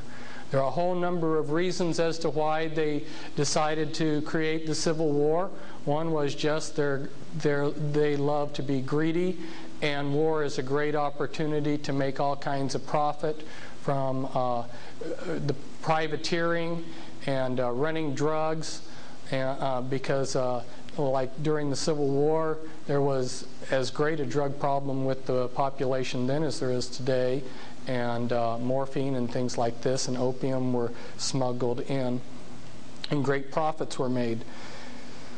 So for a number of reasons, the Illuminati made their decision. There were some high-level meetings that were carried out that I could talk about, and then they had to have men to implement these decisions. There was a club called the Bird Club, which met in Boston in a hotel, and this Bird Club had a member called Senator Charles Sumner, who had gone over to Europe and met with Illuminati leaders, for instance Giuseppe Mazzini, and he came back with instructions for the Bird Club. Most of the men in the Bird Club were Unitarians. Some of you may be familiar with the Unitarian Church. Anyway, there was a Unitarian reverend named Higginson, and one named Parker, and another one named Stearns, who happened to have a lead pipe company, and if you know what drinking water that's filtered through lead does to you. And then there was another man, Garrett Smith. His father, Garrett Smith's father, had been a co-worker with John Jacob Astor I, who was an Illuminati kingpin who we'll discuss later. And Garrett Smith was a multimillionaire. And another one, a member, was Dr. Samuel Howe and Franklin Benjamin Sanborn. They reversed the name of Benjamin Franklin, who he is named after. These men were conspirators to run munitions and money to John Brown to carry out armed revolution. In fact, there were even somebody brought in who was a Jewish Freemason, Amschel Bondi, from Europe, who was a professional revolutionist who was active in several other revolutions that were started by the Masons later on. And he worked with John Brown to create an armed revolution. And what's interesting is that these men put on a front of being believers and pacifists, while at the same time were smuggling weapons. Now, the next person that I would like to talk about during that time period is Hiram Grant. Ulysses Grant's actual name was Hiram S. Grant. He was named after Hiram Abiff, the sun god of the Masons. His dad was a master mason who was leader of a lodge.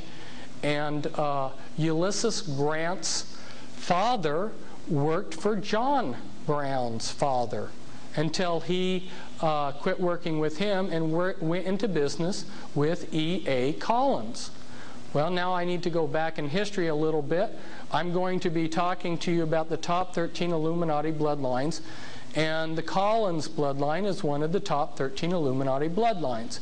There's a man named Francis Collins who brought witchcraft over with the Puritans. When the Pilgrims and the Puritans came over, there was large groups of witches that came over that set up congregations that were called Presbyterian and Congregational churches, but these later developed into groups like Unitarian churches. But at the time, in the colonies in that area in New England, they almost had what you would call a theocracy, and the state supported the church. And so if you wanted your church to receive money from the state, you had to be a member of the state church. So these Unitarian churches, or these witchcraft churches, of course didn't, they called themselves Puritan or Congregational churches. Later, the Unitarians separated when it was no longer financially beneficial to them, and created the Unitarian denomination and started Yale and Harvard. And they also then later merged with the Universalist Church. Well, Hiram was a very lazy, unkempt boy of no promise. And so his father, being well connected, because, by the way, I might mention that Hiram Grant's father was Jesse Root Grant, and you're familiar with the Root name, Elijah Root, those who study conspiracy. And Jesse Root Grant was of the Collins family. And being well connected, since Hiram showed no promise, they got him an appointment through their connections to West Point. When he got to West Point, they named him they gave him the name Ulysses after the Greek mythological character.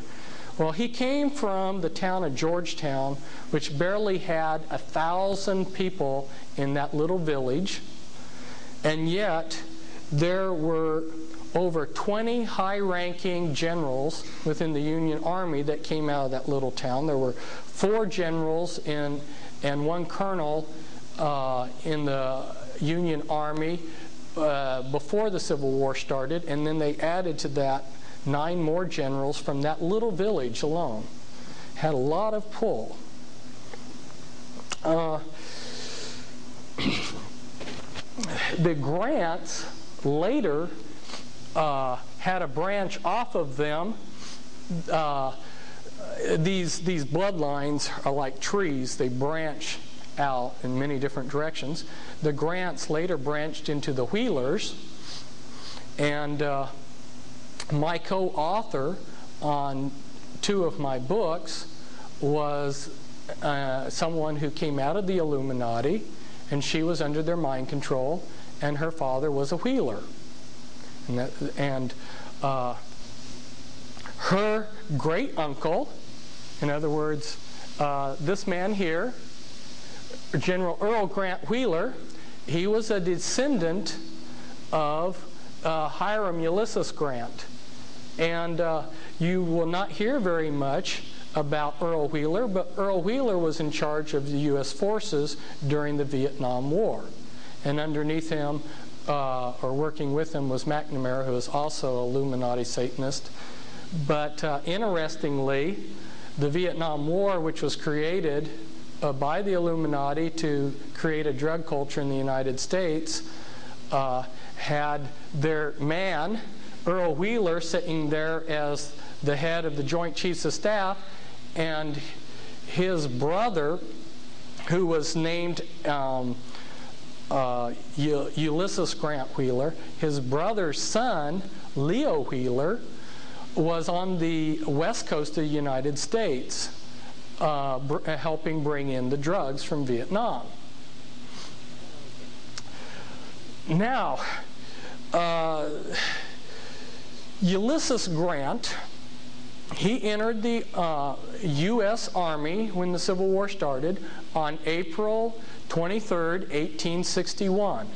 And on August 7th, 1864, he was made Commander-in-Chief of the entire Union forces. And then that was antedated back to May 17th, 1864.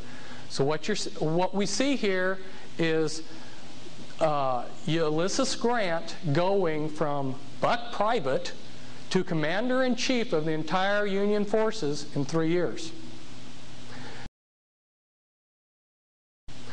Now, one of the branches of the Collins family that branched out before the 19th century started was the Todd family. And guess who married a Todd? Abraham Lincoln. He married into the Todd Collins family. And his wife had seances in the White House. Well, let's discuss a little bit more about General Grant. General Grant later became President of the United States, and on his cabinet he had 8 Masons.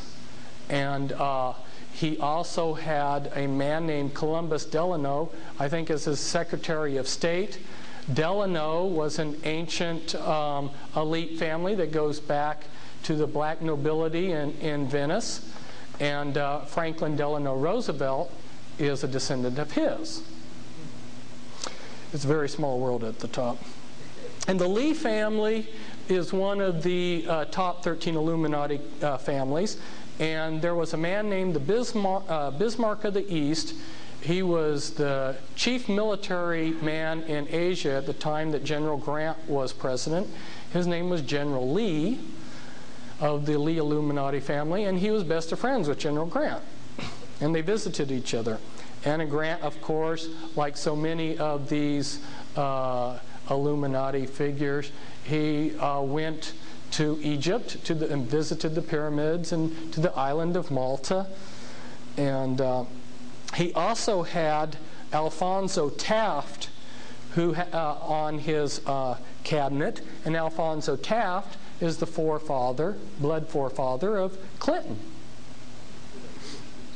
Now let's discuss Abraham Lincoln.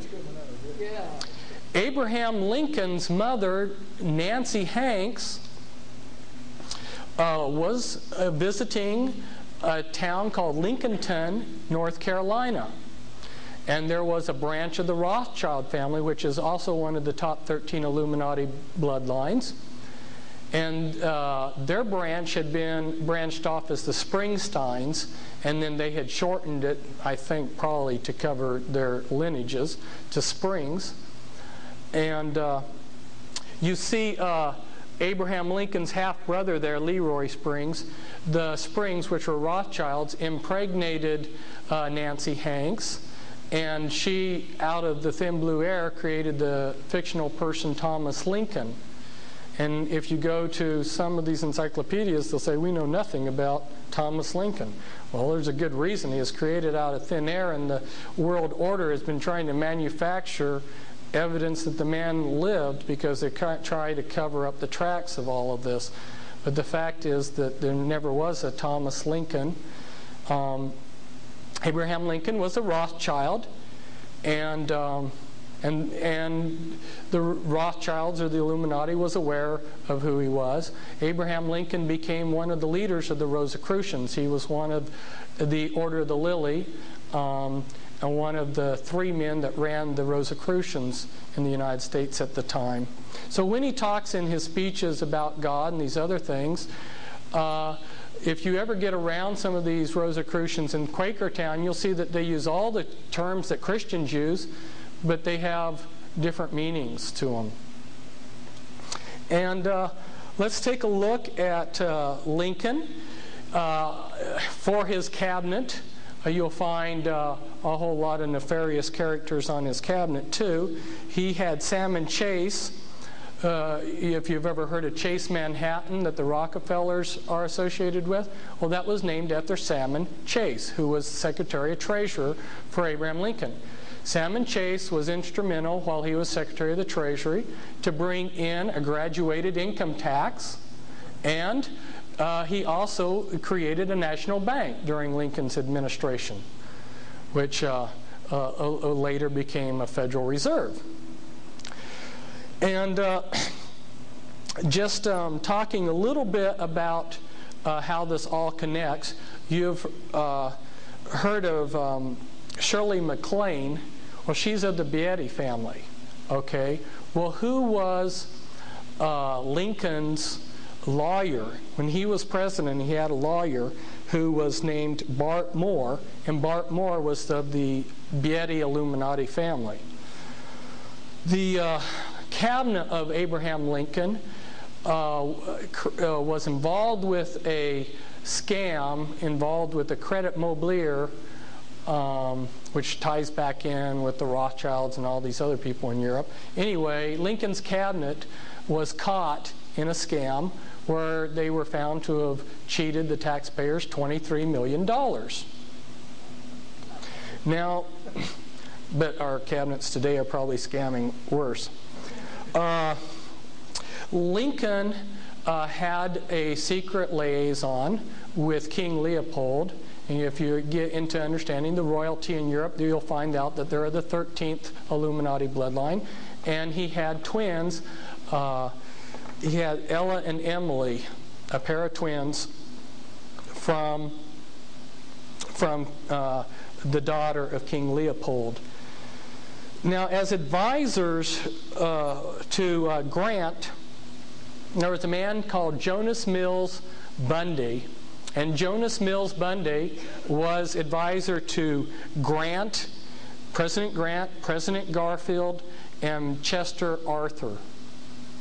Okay, well, who is Garfield? I mean, Garfield relates to all this too, because remember, we go back to John Brown and him being a Rosicrucian and everything. Well, Jonas Mills Bundy was of the Bundy Illuminati family, and he was these presidents' advisors, right? Well, Garfield was a descendant of a man named Hosea Ballou. Hosea Ballou was a high-ranking Freemason who went all throughout New England, and he should be a famous figure in American history because he did a lot, but you won't find him hardly anywhere. In you know, his presence is almost obliterated from history. But Hosea Ballou created the Universalist churches that were so active in New England. And one of the churches he set up, Joseph Smith Sr., who was Joseph Smith Jr.'s father, was a member of. Now, Joseph Smith Jr. started the Mormon Church. Joseph Smith Jr. came from a powerful occult family that belonged to a secret witchcraft fraternity, and in the town that they were in, they were called the Fraternity of Rodsmen. But anyway, as a cover, or as a front, they joined the Universalist Church. So you're beginning to see that there's all kinds of connections between these people. And then, of course, in the Bundy family, you see McGeorge Bundy becoming an advisor later on to Kennedy and Johnson. And you see Harvey Bundy, who was a Chief Supreme Justice, or no, Harvey Bundy was chief of the Manhattan Project to create the atom bomb. So there you see the Bondi Illuminati family coming into this. So here are some of the people from this time period. Louis Cass-Payzur, he was a very powerful man during the Civil War time, but he's been obliterated from history. The Merovingians dynasty is the 13th bloodline, the Holy Bloodline, and you can read about it in the book Holy Blood, Holy Grail. And they believe that they're descendants of Christ, and they're also descendants of Lucifer, who, as they would say, are brothers. And one of the Merovingians, who was a secret crown prince of France, came over to this country, and his descendant Louis Cass-Payzur then hired Leroy Springs' father, A.A. Springs. A.A. Springs, Louis Payzur hired Leroy Springs, and Leroy Springs' father, A.A. Springs, was the father of Abraham Lincoln. So that's how that all ties in. And you'll see more about the 13th bloodline, which happens to be in all of the royalty of Europe. All of the royalty in Europe are part of the Merovingian or the 13th Illuminati bloodline. I thought it was just kind of interesting, too. Grant's face and General Earl Wheeler's face, almost identical noses and frowns. I mean, it just amazed me. It didn't come out very good on the overhead, but almost identical faces. Kind of humorous. Well, talking about one more thing before I get to humor. Okay, I just made this up to talk to you a little bit.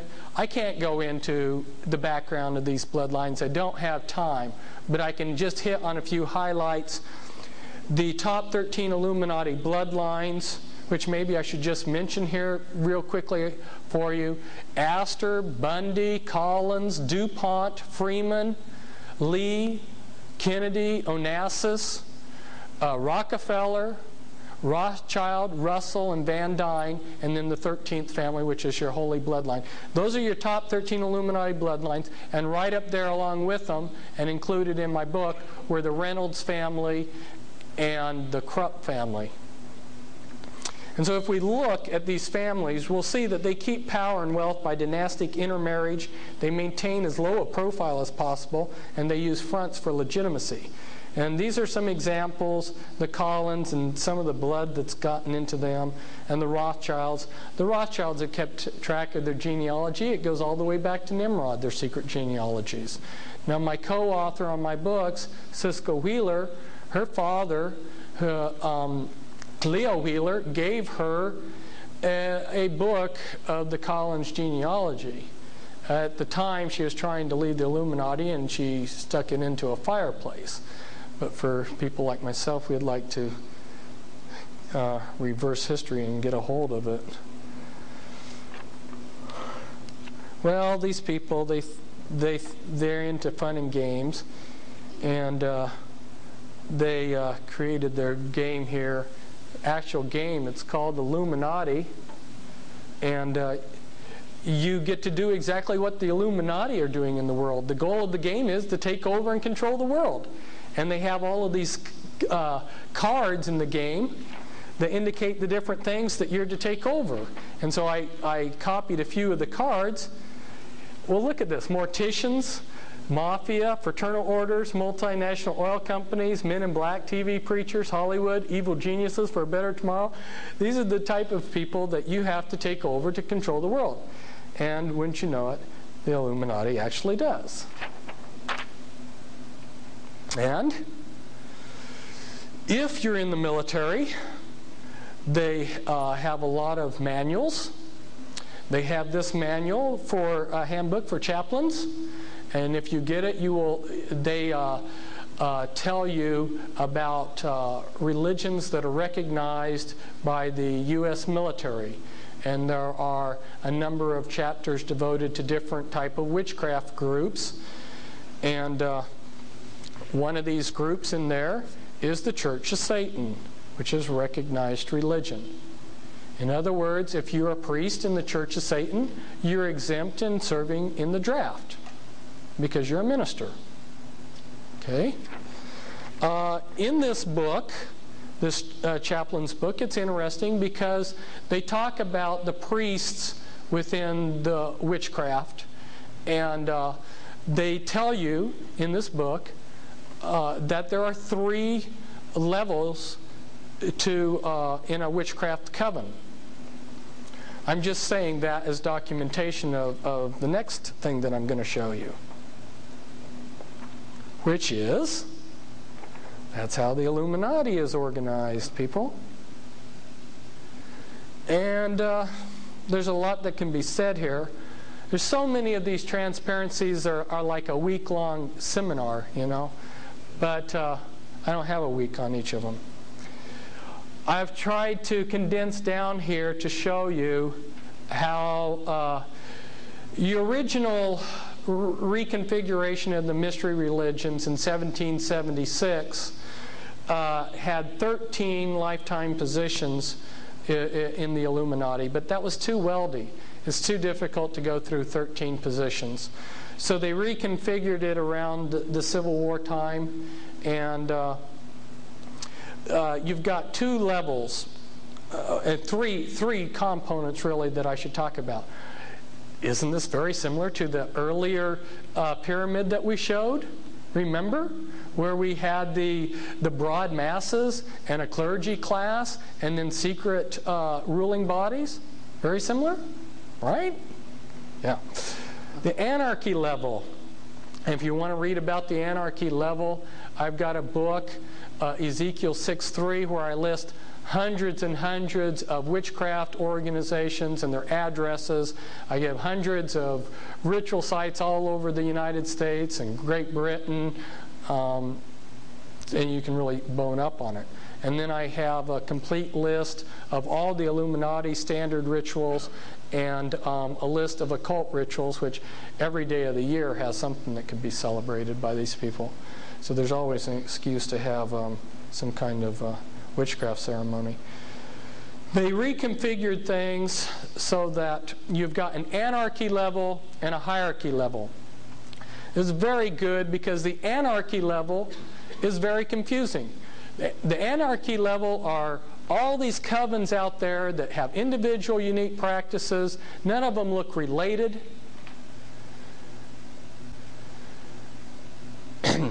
So you enter witchcraft as a novice witch, and you become a craft practicing witch, 2nd degree, and then you become a master witch, which is identical to Freemasonry, the first 3 degrees, right? In fact, Freemasonry's rituals and witchcraft rituals are identical, except that Freemasons leave their clothes on. Then, if you're one of the people that are selected to become a hierarchy member, and I won't go through the process, their criteria, but if you are initiated into the hierarchy level, if you're in the women's, you'll become a Sisters of Light, and then as a teenager you'll be inducted into the Mothers of Darkness, and then from there you'll become a Grand Mother. And then beyond that, there's special positions. Now, what's very confusing when you're dealing with people that come out of the Illuminati is that the Mafia and the Illuminati bloodlines each family has their own. Above the standard 6 lifetime positions, you have your special committees. You've got your Council of 3, your Council of 5, Council of 7, Council of 9. Council of 13, or your Grand Druid Council. You've got your Committee of 300, your Committee of 500. They made a decision to go with 500 multinational corporations. Your Fortune 500 companies are equivalent to your Committee of 500. when I was trying to see how this related to your different orders that the Illuminati has set up, I watched the lives of some of these people, and although because they themselves, are keeping the secret, I couldn't come up to someone in the Order of Skull and Bones and ask them how it works. So I just studied their life and figured it out that way. And as I watched, I saw them go through basically about the same pattern as the system here, which first you'd be tapped to become a candidate in something like the Order of the Skull and Bones, which George Bush, by the way, is a member, as you know. And then your first position there is a knight. And then very soon, after your first year, you become a patriarch. And then from there, you go into the leadership. Or if you watch some of these men, as they progress in life, see, what I did was I said, well, I can't figure out what the levels are from looking outside in, but I can see chronologically how they advance. And chronologically, somebody's going to go up the ladder, right? You don't go down the ladder, you go up. So you just look chronologically at how these men are moving up, and you'll see that they'll join like the Council of Foreign Relations or the Royal Institute of International Affairs. And then from there, they'll go to roundtable groups, and from there, they'll go to the Pilgrim Society. Pilgrim Society is very seldom mentioned by conspiracy theorists. It's far more powerful than the Council of Foreign Relations. And this is showing you some of the other relationships with some of these other things. The Illuminati itself, they are what's called Gnostics. They believe in a Babylonian dualism, but under their structure, or incorporated into their structure, is the Satanic Brotherhood. And within the Brotherhood, you'll find a three-tiered thing again. You got your Black Brotherhood, the Red Brotherhood, and as you go up, your Great White Brotherhood.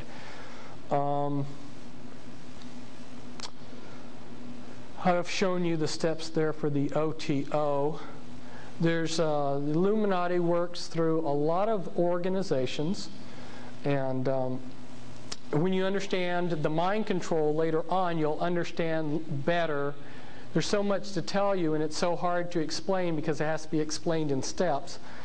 But later, I may be able to explain to you how somebody in the Illuminati can operate at all of these different levels.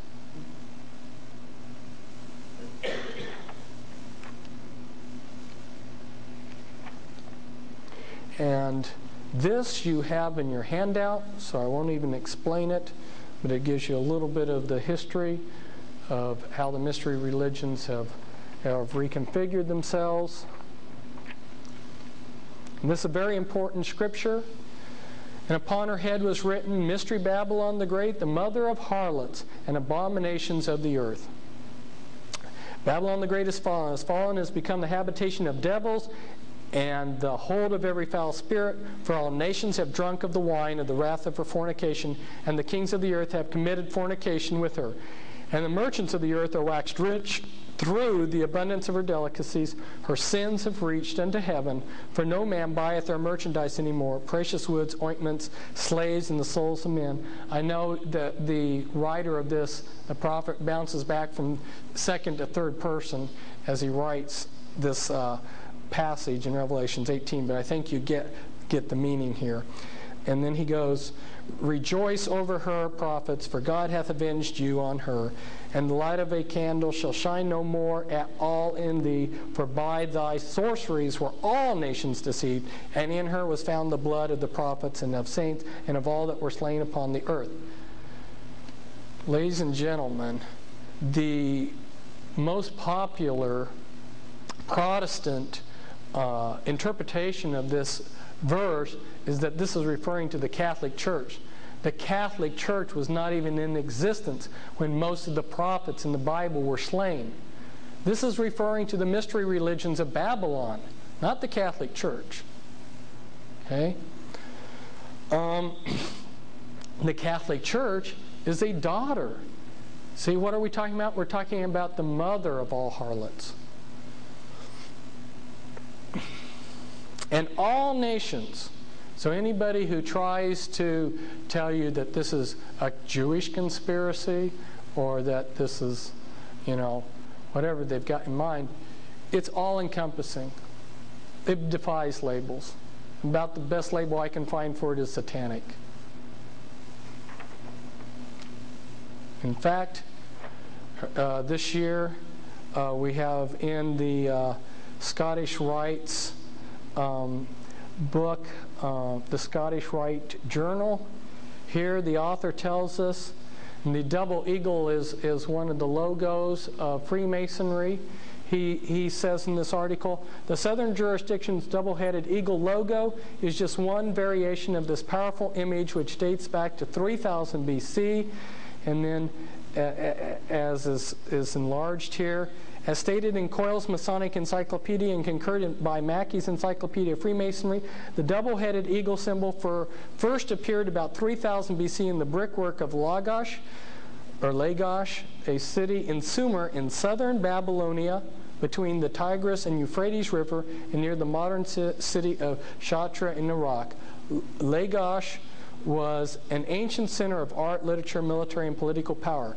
And then these are just a few. There's many, many more countries around the world that have taken the double-headed eagle as their logo. We're talking about Babylon the Great. And remember I talked to you about Nimrod being in the Rothschild's genealogy? Well, what Nimrod did was, remember we had Gnosticism come in. You can be saved by knowledge, and then they realized, but knowledge is power. So we can start getting ourselves a secret power base here. Well, then along came Nimrod, and his great innovation is let's make this church organized and let's unify it, because Nimrod was a great warrior. Let's take this church, organized religion, and match it to state power. And by combining state power with a religion, like you saw the Catholic Church during the Middle Ages, you have something very powerful. That is Nimrod's Babylonian system. And throughout the world, you'll see, like here, Colombia, Turkey, Bolivia, Chile, Honduras, Italy, El Salvador, Scotland, Philippines, Israel, Paraguay, Germany, Mexico, France. They all have the double-headed eagle as their logo. And there's others too, like Canada. This I just threw up here to show you that in my writings, like in my Be Wise as Serpents books, I try to untangle the confusion that's out there. There are so many of these groups with similar names. You talk about the Knights of Malta. There's all kinds of groups with the name Knights of Malta. And then the Knights of Malta go by several different names, which some of these other groups also go by. So nobody who's out there that's exposing this world system, this conspiracy, has really untangled this for people, and there's a lot of confusion going on out there. And so in order to help people, I've done some of that, taken the trouble to try to unscramble it for people. This comes from the Talmud. And this was the foreword to the Talmud. And it says, when we come to the Babylonian Gemara, which is the Talmud, we are dealing with what most people understand when they speak or write of the Talmud. Its birthplace, Babylonia, was an autonomous Jewish center for a longer period than any other land, namely from soon after 586 before the Christian era to the year 1940 after the Christian year, 1626 years. So that was a Jewish center there in Iraq for all those years down through modern history. And over here it says a reliable English translation of the whole Babylonian Talmud has long been looked forward to by scholars. All the censored passages reappear in the text or the notes. You see, when the Jews were in the Babylonian captivity, the mystery religions created a daughter organization of priesthood, which were called the Pharisees. It was a mystery religion, and they had a front, and they had the esoteric front, which looked good, and then they practiced their satanic rituals in secret, and that came from Babylon. And of course, they, like the Illuminati, they had wanted to keep their tradition secret for years, but they finally had to write it down. But there were a lot of passages that were censored out of the text that the public was allowed to see. And what this is commenting on is finally they're coming up with a translation that's going to give more of what the full Talmudic text says. This is the Jewish Encyclopedia. The belief in the magic power of the letters of the Tetragrammaton and other names of the deity seems to have originated in Chaldea, same area of Babylon. Chaldean magic, whenever then the Theurgic goes under the name Sefer or Kabbalah Zephyrah, induced Babylonian rabbis of the 4th century to create a calf by magic. And here it says Gnosticism was Jewish in character long before it became Christian. And the whole dualistic system of good and evil powers, which goes back to Zoroastrianism and ultimately to Old Chaldea, can be traced through the Gnosticism having influenced the cosmology of the ancient Kabbalah before it reached the medieval one. And it says the Klepet, the medieval Kabbalah, are found in the old Babylonian incantations. So the Kabbalah is based on Babylonian magic. The secrets of the Theurgic Kabbalah are not lightly divulged. See, that's esoteric knowledge. It's hidden. You're only given the knowledge of the Kabbalah and the Zohar and so forth in increments. The whole system of conjuration of angels and demons by which the evil spirits were exorcised, even the magic sign or seal of King Solomon, known to the medieval Jews as the Shield of David, has been resurrected.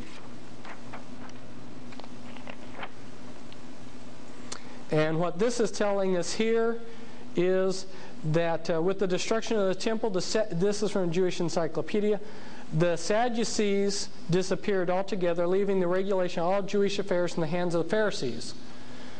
When the temple was destroyed, the group that took over Jewish life from then up till now has been the Pharisees. And the next paragraph bears that out. Henceforth, Jewish life was regulated by the teachings of the Pharisees, which were a branch of the mystery religions. The whole history of Judaism was reconstructed from the Pharisaic point of view, and a new aspect was given to the Sanhedrin of the past. A new chain of traditions supplanted the older priestly tradition. Pharisaism shaped the character of Judaism and the life and thought of the Jew for all the future. So from that time until today, the Pharisees, known as the rabbis, have been in control. And that doesn't mean that all rabbis are evil. It's just like we go back to the tree of a tree that was in the garden of good, the tree of good and evil.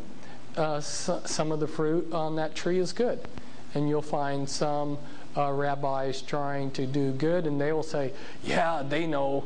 If you can get them to talk, they'll tell you about the rabbis that they know personally who are Satanists and into black magic and using the Kabbalah for evil."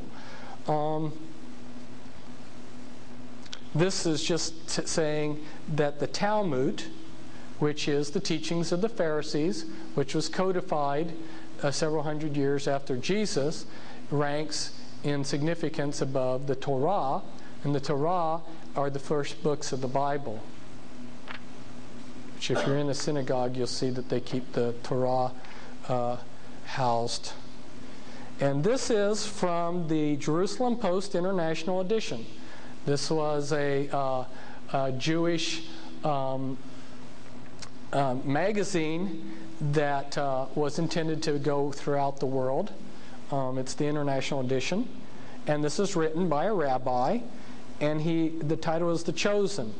He says, countering Maimonides who was a Jewish rabbi.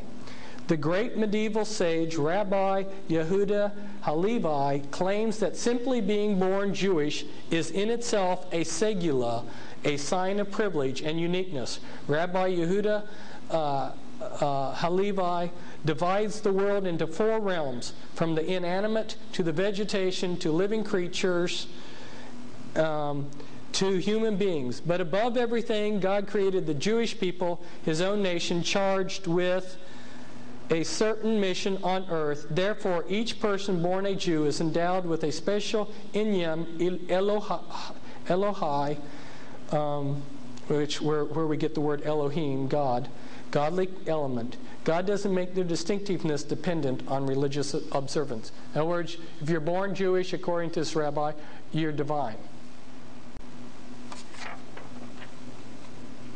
And a sign that's very often seen. This comes from a Jewish magazine, and they're advertising amulets of protection for one's home or office. And you'll see over here the amulet, the hexagram, which the Rothschild family put outside of their home back in 17-something.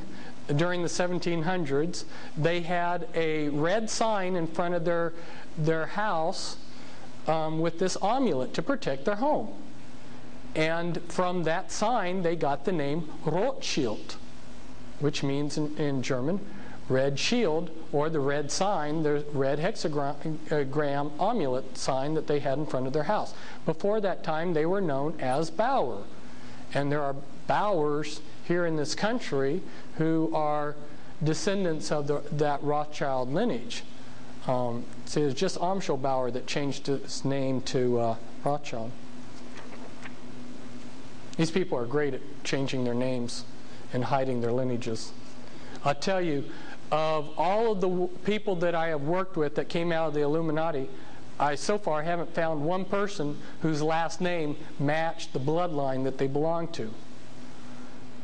And if you know how many people are in power that have the last name, it really makes you wonder how prolific have these bloodlines been. You have to understand, if you're a multimillionaire and you can have 50 or 60 concubines out there having babies secretly and hiding all these lineages, you can have a lot of offspring. And they have the power to keep track of these genealogies. Again, going back to the Civil War, the Jesse James gang, you've heard of the James brothers. Well, the James were descendants of the Rothschilds. And Jesse James' father was a soldier in the Southern Army. He was the one who fired the first shot that started the Civil War at Fort Sumter. And Jesse James was a 33rd degree Freemason. And his father was in an occult organization that the Illuminati set up to create the Civil War, which was Order of the Golden Circle. See, it's a very small world at the top. I could go on and on. It gets kind of, when you're a researcher like me, your head begins to spin when you see people like Reagan and FDR being related in some way. Now, how is Reagan and FDR related? FDR's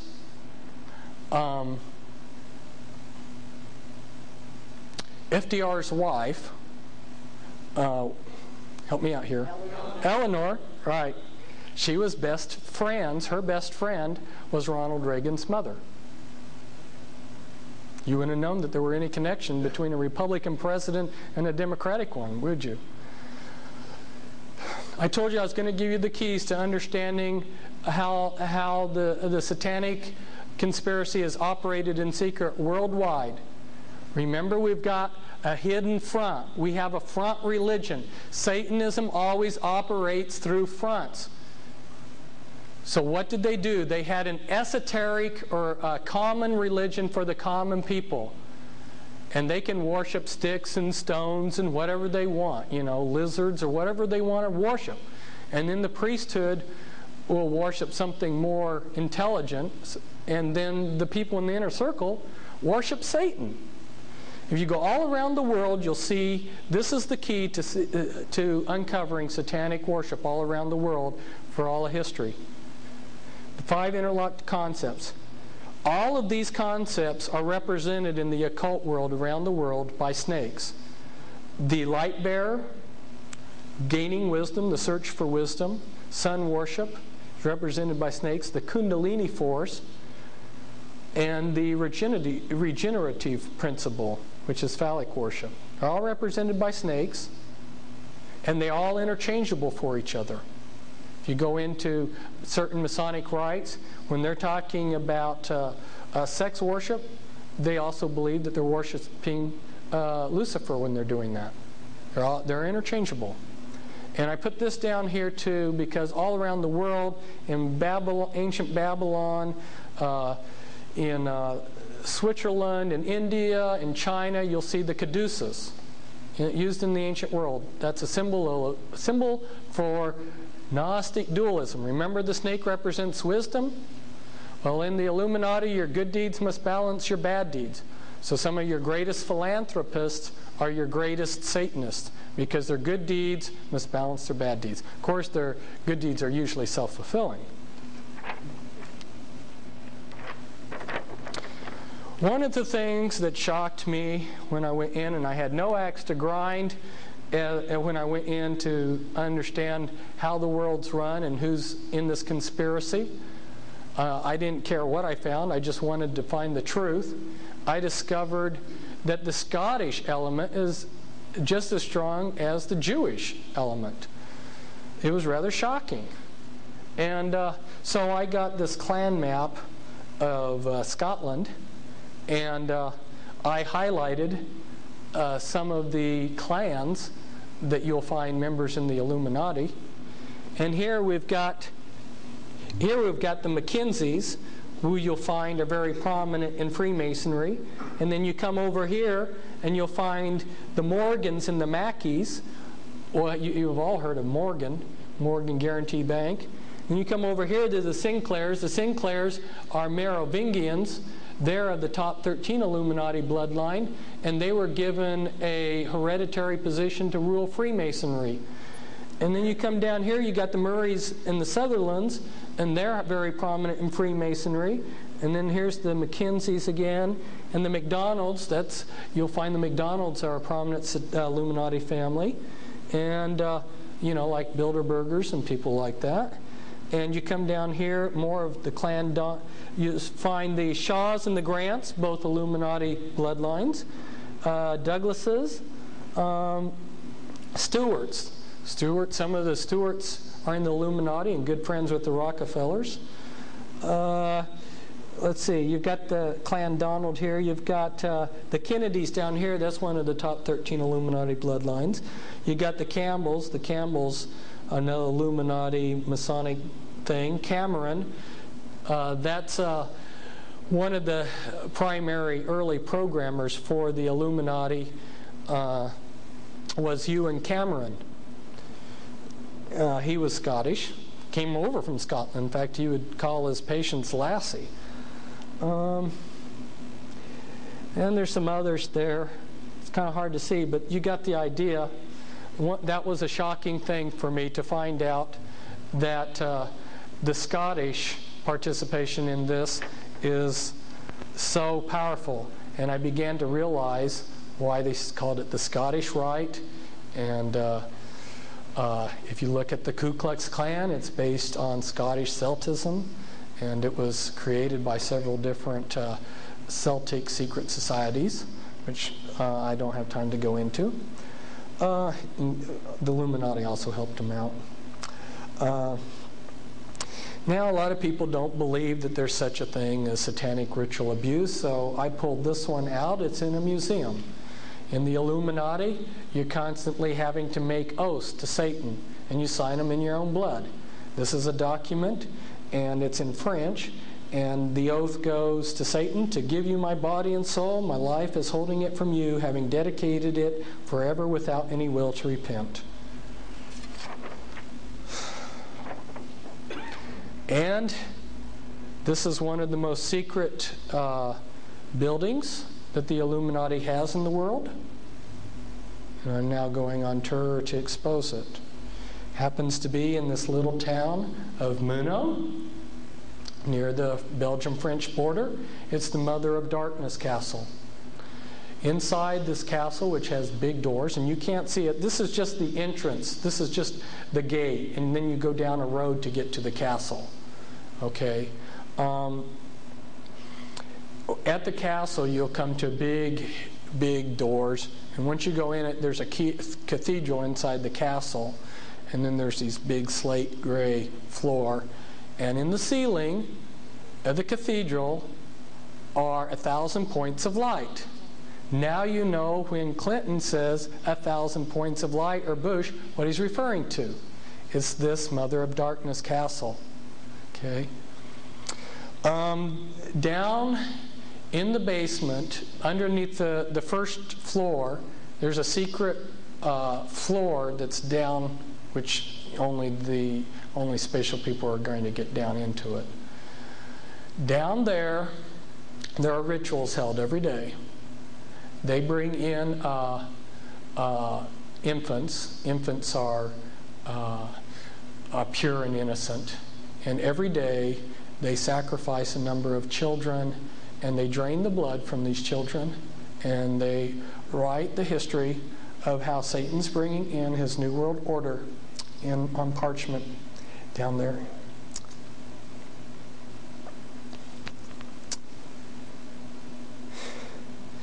For those of you who have studied Holy Blood, Holy Grail, and know something about the Merovingians, you'll find out that one of the secret organizations that they created in the last century was named after this monastery here.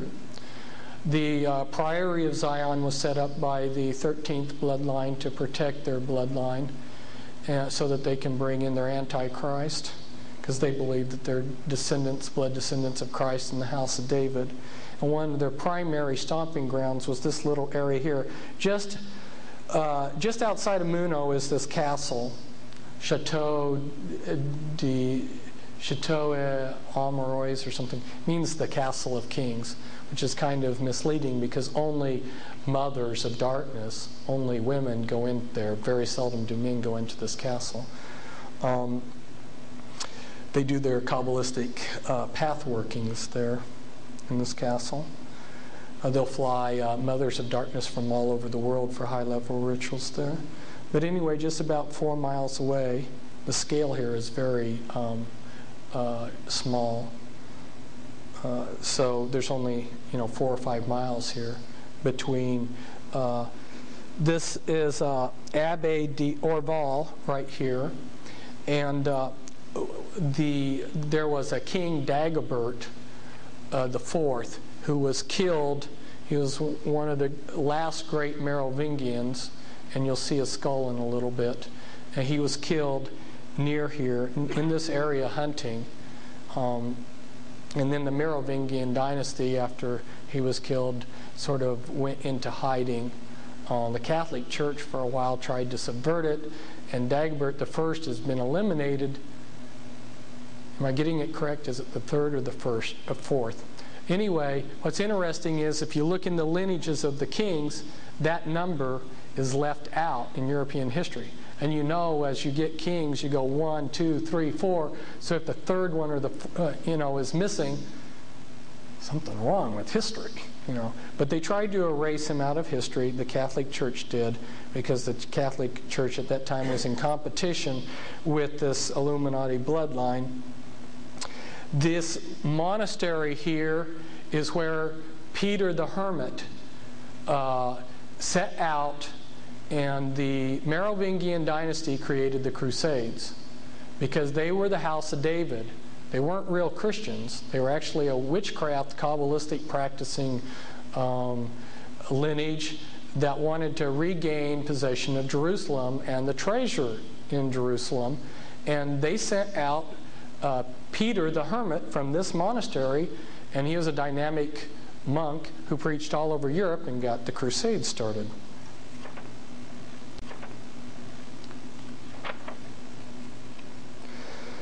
And if you're a Grand Master in the Illuminati or a Mother of Darkness. You'll do your Kabbalistic path workings of the 26 paths of your Kabbalistic tree of life, and Satan's version of the tree of life. You'll go through your 13 paths of immortality, which imitate the disciples. And the final one is the Holy Grail, where you end up committing what's called vampirism, where you end up becoming addicted to blood, because during the rituals, the people that are killed are in a high state of excitement, and there's a substance which is secreted into the blood, which makes a person excited, like adrenaline. And when you drink blood of people that have been ritually killed, it gives you a high, and you become addicted to that high, which is why Al Gore carries a suitcase full of vials of blood. But anyway, if you're an Illuminati adept, you'll be trained in these various things. It's very eclectic. As Christians, we think of, this denomination, that denomination, and if I'm Baptist, I wouldn't go to a Presbyterian church or something. In the mystery religions, anything that's esoteric and magic, they learn. They want to know it all. So going back to the elements of the world system, and I told you I was going to show you some of how those elements are controlled, and those elements then in turn control the entire global system. The first real scientific political scientist, so to speak, the father of political science, Machiavelli, who wrote The Prince in circa 1515. And just read a couple of these to give you an idea. And as people who have been to West Point probably, I'm probably at his time when he was at West Point, they did the same thing. This was required reading for us. Sample of Machiavellian advice to political rulers. Rulers should defend powerful neighbor countries and weaken the stronger neighbor countries. By setting up protectorates and weakening the strong, a successful divide and conquer strategy is achieved. A ruler must not mind incurring the charge of cruelty for the purpose of keeping his subjects united and faithful, for except for a few exceptions, he will be more merciful than those who, for excess of tenderness, allow disorders to arise which injure the whole community.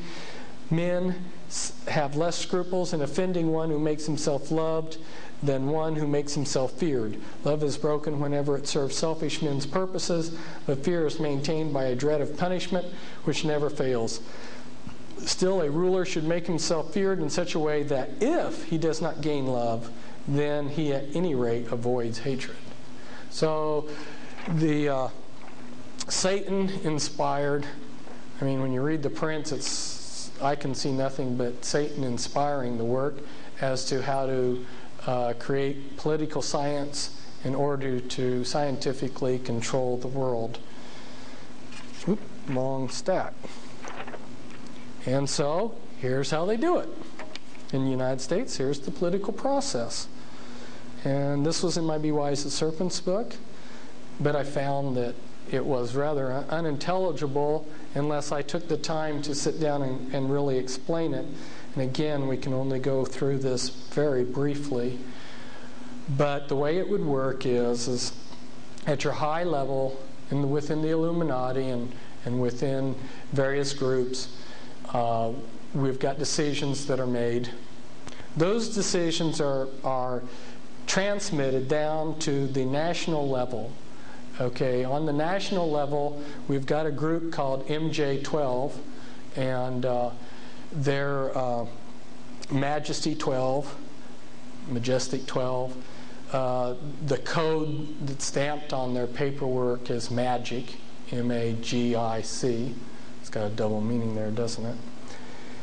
And this goes back to Plato. Plato, who's a very important person in the occult world, said that countries should be ruled by these wise men. And Sir Francis Bacon, and I love to spend all the time to explain how this all fits together, but I don't have the time. But Sir Francis Bacon, who wrote The New Atlantis, Sir Francis Bacon was very instrumental in this country being settled, and his actual book was called something about the Rosicrucians, but the title got changed to the New Atlantis. He discusses in there about how these wise men are to rule. It's Plato's idea, just rewritten. And then the Illuminati's updated it to what we call the study group, or the MJ-12. And MJ-12 originally had 3 groups of 6 men. It had 6 men from the Jason. It had 6 men, from the executive committee of the Jason Society. It had 6 men from the executive committee of the Jason Group, and then it had men in key positions in the government, such as head of CIA, National Security Council, FBI director, and then it had a head over it. So it had 666 and a head over it. In Reagan's administration, I think it was that they upgraded the group to 40. But this group has gone under a whole long list of code names. I list some of them in my Be Wise as Serpents book, which, by the way, isn't back there. It's out of print. PL40 is one of the code names of this group. They've tried to look like a leaderless group. They've tried to look like a group that's not even a group, that just suddenly, a group of elite guys happen to meet at the golf club and talk, But this is the wise men. It's the wise men concept that the occult world talks about. But they can't make all the decisions. A group of 12 men or 40 men can't make all the decisions. There's too many decisions. So they pass it down to the level 2 decision makers, which are the policy planning groups. Policy planning groups include the Council of Foreign Relations, Trilateral Commission, Brookings Institute, the Business Roundtable, the American Enterprise Institute, the Population Council, Resources for the Future, Urban Institute. These people make decisions. Okay, but they can't make all the decisions still. There's still more decisions. So there's intermediate group. They pass some of the decision-making on down to the research policy planning groups, and I've just listed a few of those: the RAND Corporation, the Stanford Research Institute, and the Hudson Institute. So let's say the Stanford Research Institute has been given a problem. They formulate an answer. They pass it on to the Council of Foreign Relations. If you look at the way it works, Council of Foreign Relations almost always rubber stamps the decision. But it has to be rubber stamped before the Illuminati act on it. Okay? How does this work? Okay, the decision is made here, and then it's transmitted to the decision makers. Okay, but they want us to ask them for what they want to do. It's a big, long process. They don't just do it. Okay, so what they'll do is the President of the United States will say, or some other leader on some administrative council or something, they'll say, we have a problem. We need to get answers. We're going to create this research project or this research group to research this project. So then this group starts with all kinds of millions of dollars of funding, and they research for 10 years, and they come up with piles of research that researchers even like myself aren't going to wade through with their final conclusion, which, by the way, happens to be what the decision was made years before anyway. So then the newspapers, which are controlled by them, these are your opinion makers, who intelligence agencies, national news media, and government councils, they'll start broadcasting what this decision was. These people studied this problem, and this is the best advice. This is the answer. So, and then they'll even get a few of their people, their lackeys, that make it look like the grassroots are in favor of this. So the newspapers are promoting it, a few people in the grassroots are promoting it, and they pass the legislation, and it becomes law. And if people don't want to go along with the plan, they always have their covert enforcers. They have all kinds of people in all different kinds of locations to pull the strings, that if there's rough edges, they smooth it out. And this is behind the scenes. The Illuminati have their area boards set up all over the country. They set up, they divided the country into 10 area boards, which are approximately 13 state area per area board. Or I take that back. There are 4 areas of 13. And those areas then are broken up into area boards. Now, what is an area board? In this area, you will have the leaders of occult groups that are part of the, definitely directly part of the Illuminati system. They will be allowed to send representatives to the secret area board. There isn't a fixed number of people. And when they have their area board meetings, they will coordinate their activities of these different occult groups. This is why you looked over in Japan and you saw the Church of Scientology, I believe, that sent recruits over to that radical Japanese group that was doing all of the chemical bombings in the tunnels and everything. See, they swap members back and forth. If they need to shift members to a new group, they do it, you know. This is how they coordinate their activities on the occult area boards. So when they wanted to create federal regions, guess what model they used? They just created the federal regions in the approximate locations that their occult area boards were already operating in.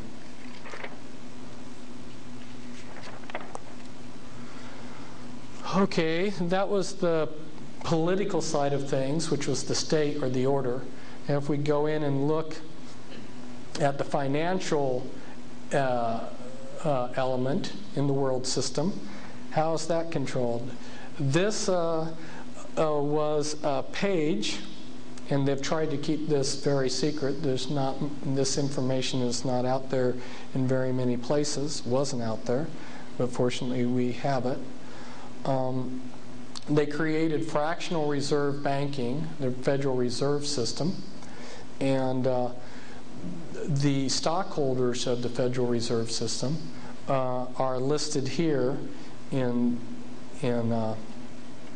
this listing. And if you can see some of the names there, you'll see Morgan, Rockefeller, Pine, Reynolds, Warburg, all Illuminati families there, Hummel,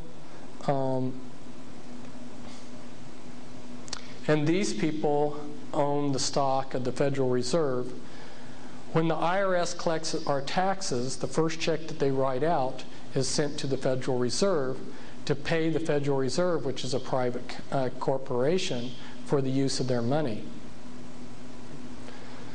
And that check is billions of dollars. It's a huge check. So I can't remember now the figure off the top of my head what it is we pay in interest for the privilege to use the Federal Reserve's money. This is just like Federal Express. Federal Express is not part of the government. It's owned by the Rothschilds.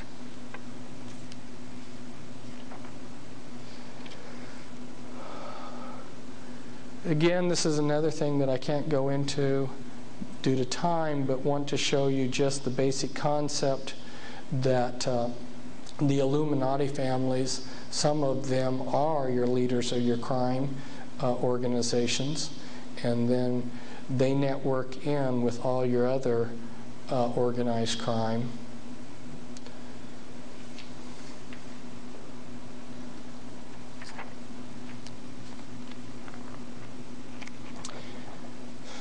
Remember, we talked about health and markets and things like this. This is some parts of the Illuminati control over the world's grains and food. Societe Generale, holding company that was set up by the elite. They use a lot of holding companies. One of the ways that they discovered to keep your business coordinated, let's say you have 5 sons, you place each one of those sons into a different business, and then each of those businesses are controlled by a holding company. Nobody can even see that these 5 companies are interconnected because they don't know about the holding company. We've got management over here see some of your leading families over here. And then I go into some of the important companies that, like Archer Daniel Midland Company, your hide cartel, your grain cartel, for instance, Iowa Beef. And then you've got your enforcement, your government enforcement groups, like the USDA, which if you're not a company within the cartel, they can use the laws to destroy you. And then the manipulation, like the weather, which is, again, another vast subject. But this is maybe a poor representation of the way they're controlling weather. There's not a whole lot of proof here on a vast subject, but I just grabbed something real quickly. Zbigniew Brzezinski, who happens to be somebody who's one of the controllers of slaves within Monarch Project that we'll talk about later, he talks about how weather manipulation can be employed as a weapon in his book, Between Two Ages. There's another one of my charts. This is showing how healthcare is controlled. You've got your basically three different groups. You've got your patients and your public out here. And they're controlled because the resources that people have and your knowledge and the available care are all carefully controlled. And your doctors, they're controlled because their knowledge and training is very carefully controlled. And their resources are controlled. And their licensing and certification are controlled. I go into this in depth in an article, but this just sort of encapsulates what the article does, and then I'm just sort of encapsulating what this encapsulates. And then you've got the legal system controlled to enforce all of this, and you've even got some secret illegal groups out there to destroy doctors who don't conform to the medical monopoly.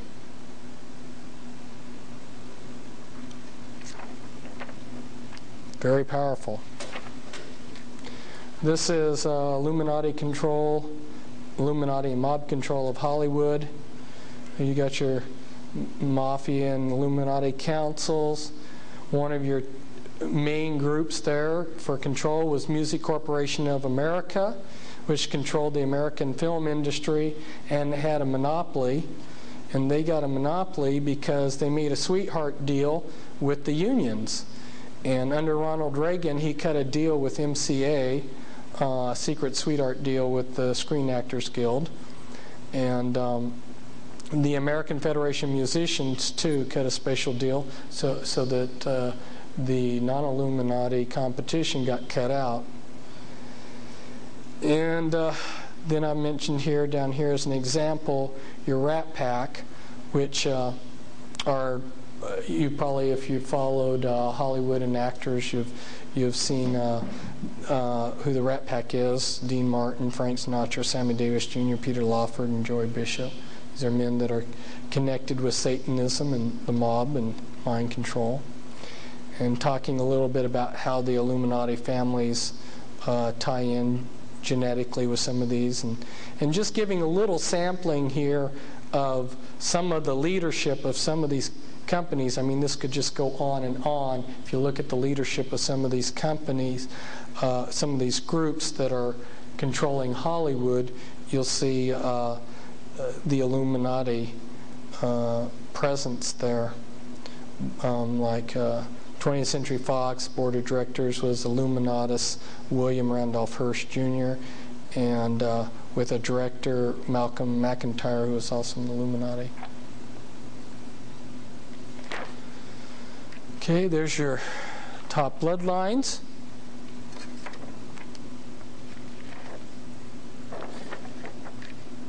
This was Joseph Smith Jr. He was Joseph Smith Jr. and all of the leadership of the LDS Church in Salt Lake City and the RLDS Church have all been of one bloodline.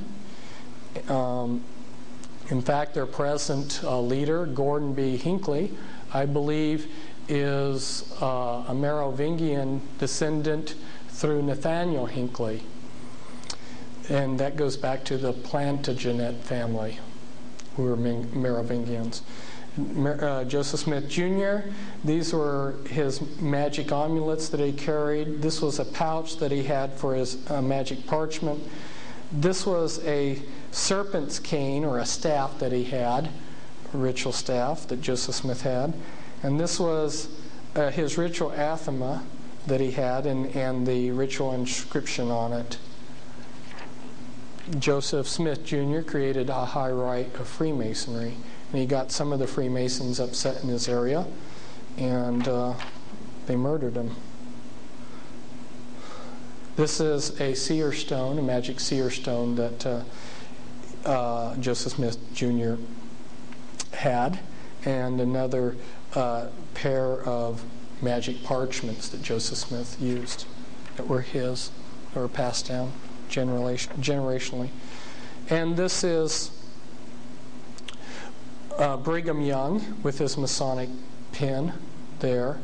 And these people are the Merovingian dynasty and the tribe of Dan.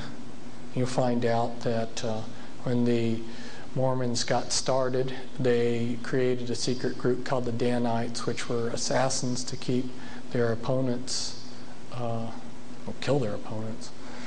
And here's Dagobert's skull, and it's preserved in a convent.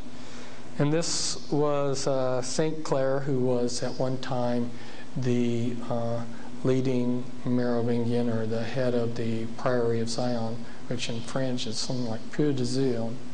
I don't speak French, so.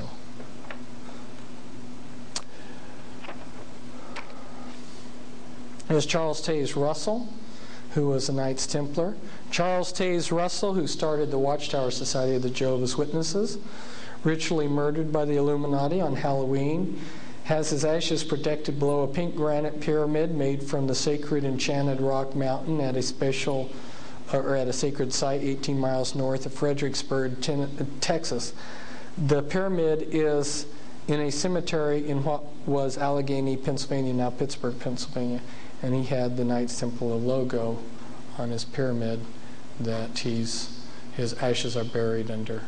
And talk about really wanting nobody to desecrate his remains.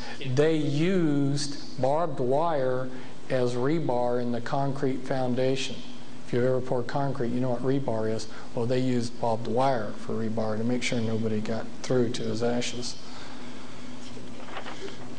And the problem with Freemasonry isn't just with the Jehovah's Witnesses or the Mormons, or their founders, or some of the other groups, but in a lot of groups are tied back in, as this is a stained glass window showing the upside down pentagram. And this is in West Virginia.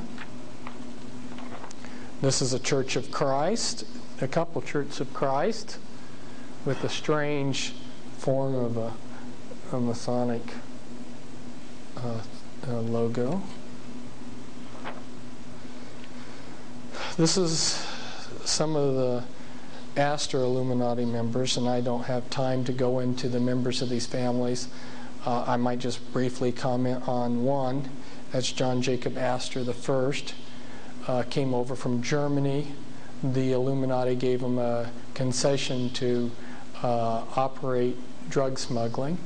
There had been fur trading going on in North America for several centuries. Remember, Columbus came in 1492 and people started trading furs with the Indians soon after that. Well, he came to the United States after the Revolutionary War. Within a matter of just a few years, he had a total monopoly over the entire fur trade in North America. How do you do that?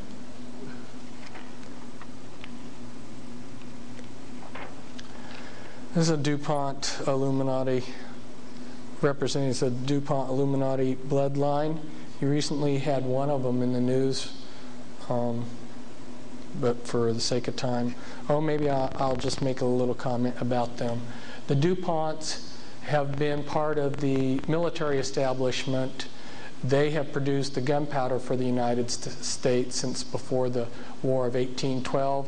They have made millions of dollars every war that we've fought, and they are also major producers of chemicals. There isn't any day that you go through life where you don't use materials that aren't every day of your life you're touching materials that their companies have made. It's that extensive, their contributions to our lives. This is a Freeman Illuminati family. Gaylord Freeman, he was at one time the head of the Priory of Zion, the 13th Illuminati bloodline. He was an advisor to 2 presidents, and Roger A. Freeman was also advisor to 2 other Freemans.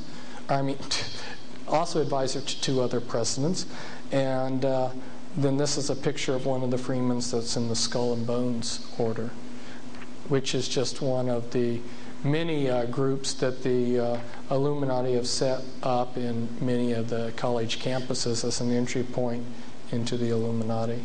This is the Kennedy Illuminati bloodline. Kennedy, as so many of these occultists, made his pilgrimage to the Great Pyramid.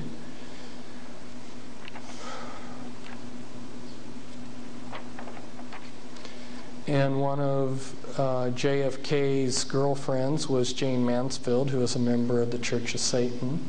Another close friend of John F. Kennedy was Sammy Davis Jr., who ran with the Rat Pack, and he was also a member of the Church of Satan. There he is with Anton LaVey. And the first Kennedy in history was named Brian Boru. He was also had the name Brian Kennedy, and he was the ruler in Ireland, and from his royal seed came a lot of other aristocratic Kennedys throughout history. And I brought this in because I'm wanting to talk about Illuminati mind control, and I think you're seeing different alters here, different personalities here, as she was the first presidential model that they allowed in public. This is a little bit of the Onassis Illuminati bloodline. The Lee Illuminati bloodline, a very ancient aristocratic bloodline in China. Li Ka-shing is a billionaire in Hong Kong, has a television network that covers Asia, has a lot of holdings in Canada.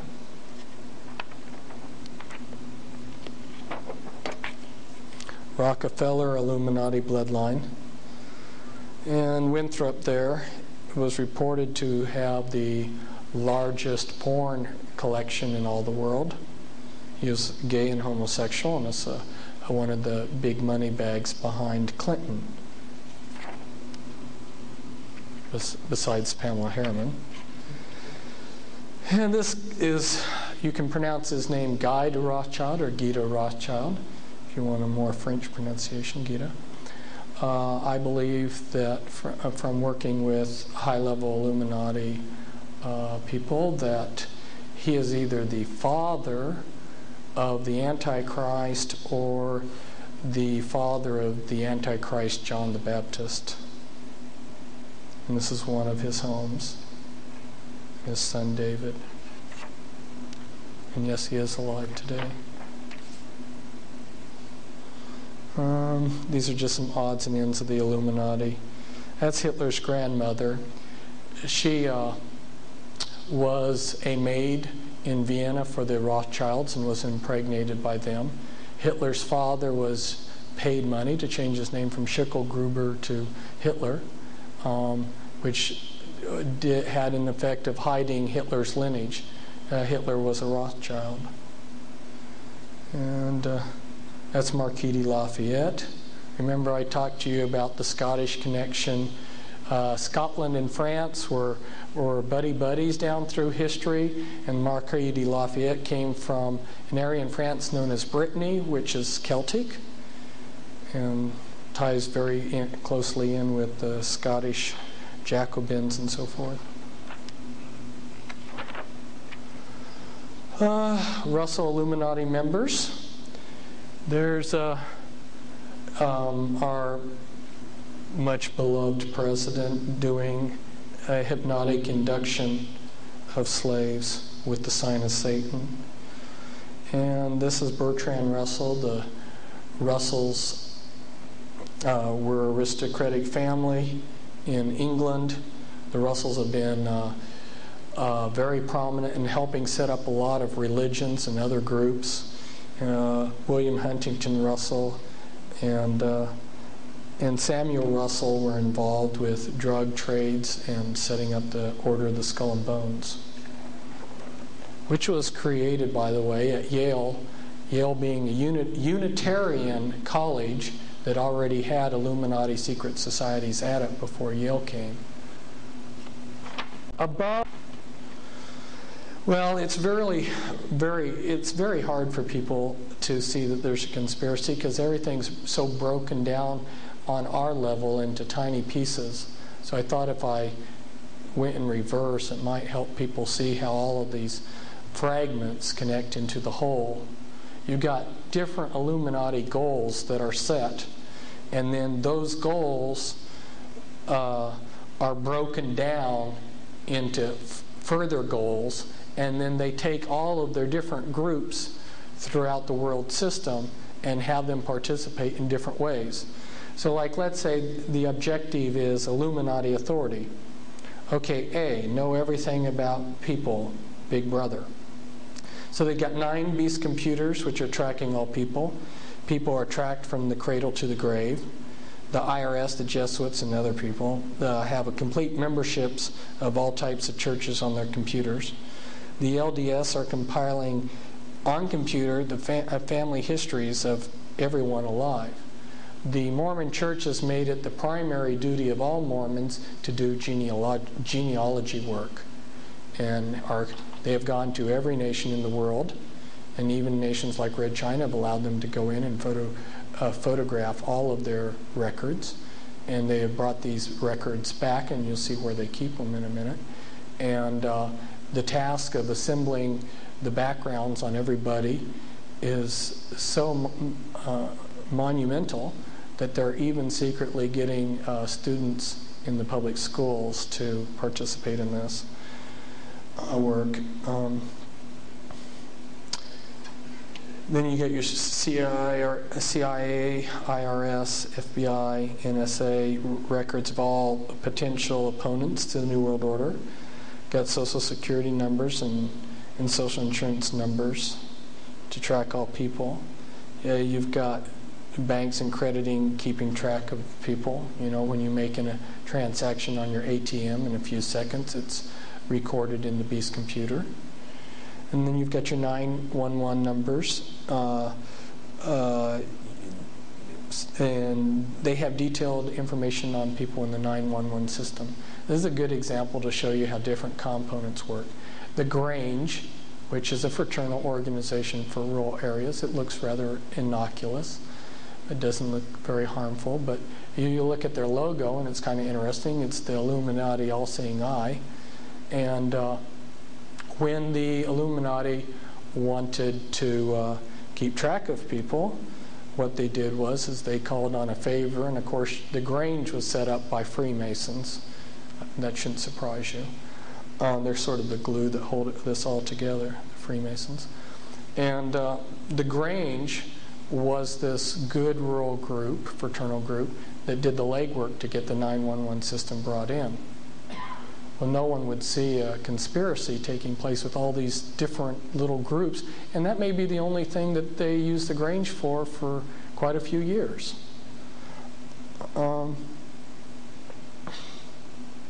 What's strange about that? I mean, what's negative about that? In the 911 system, they can record anything, and they do, about you. What you like for breakfast. You know, what kind of clothes you wear. Anything can be put into the 911 system. There is no criteria on relevancy, anything. It's a nice way for Big Brother to accumulate on computer all that they would want. And then you've got them monitoring most mail opening operations, and most phone conversations are recorded. I say most there. That's an understatement. All electronic communication in this country is monitored, and that's by the National Security Agency, and that's a big subject in itself. But it came out in the 1960s that they were doing this in the paper, but they stick these little things in the back of the paper in little articles, and then choose to ignore the significance of them for the rest of the years, and people forget about them. But during the Israeli-Arab War in 1967, to give you an example of the military capabilities of the world system, they had voice prints of every Israeli officer and every Arab officer too. And if you can imagine, when a war's going on, you've got all these people with walkie-talkies and radios and everything, and an American spy ship is off the coast of Israel, and it's picking up all of these thousands of signals, and it's just a spaghetti mix of signals. Their computers can take and unscramble all of these signals, tell where they come from, and because they have every officer's voice print, they can know via the computer who's talking. So they knew during the entire war where every Israeli and Arab unit was, because they knew the officers that went to those units, and if they got a transmission from such and such geographic site, they knew that that officer's unit was there. And you can trust me that they have people like myself, my voice print.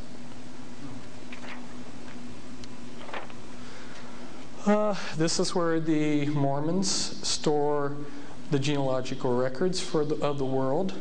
I wonder what else is down in this big thing. It's under a granite mountain that can survive any kind of nuclear holocaust imaginable. What else does the Illuminati have down there?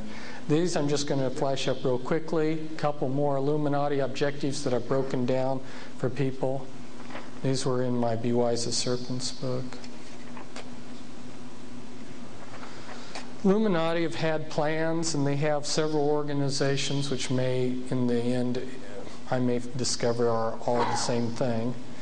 And they've printed a lot of these plans. So you've had these books coming out over the years that have revealed to us a lot of what they're going to do. And you go in and you read H.G. Wells' books like The Open Conspiracy and the New World Order, the World Order and the Modern Utopia, and he describes to a T a lot of the things that are happening. In fact, they made a movie of one of his books. He wrote a book, The Shape of Things to Come, and they made a movie of it, and it showed that in the future, the New World Order, and they call it the New World Order, bombed Iraq with fleets of sort of delta wing type planes. Well, what did we see during the Gulf War? Exactly what he predicted back in 1938, exactly to a T. And I'll show you in the movie somewhere when we get to it. I threw this in as a sample. You read through these people's stuff, and it'll blow you away, because here in Manly P. Hall back in 1972, and then you go back and look at what Jefferson was writing. Thomas Jefferson was one of the Illuminati. And then you look at Clymer's Fundamental Laws back in 1916, and they're predicting NAFTA. Clymer was saying that the capstone would be placed on the Illuminati pyramid when Mexico, United States, and Canada peacefully merged. And they had to be peacefully merged because there was an occult significance to that. So by debriefing people that have been high up in the Illuminati and been in on planning sessions and heard things of what were going to happen, I knew the Bosnian conflict was going to happen. I knew they were going to blow up a federal building like in Tulsa. I knew a lot of these things.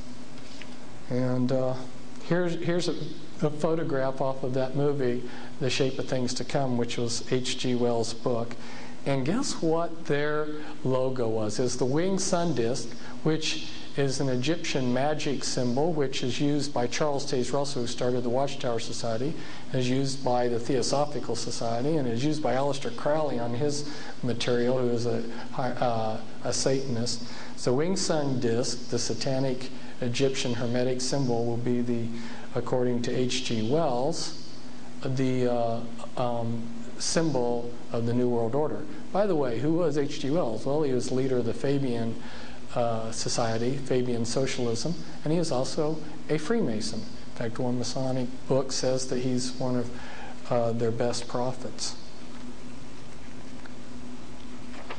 And I don't have time to go into this either, but they've had their great minds thinking on how to set up this cover government so that the people feel like they're governing themselves when they'll be ruling from behind.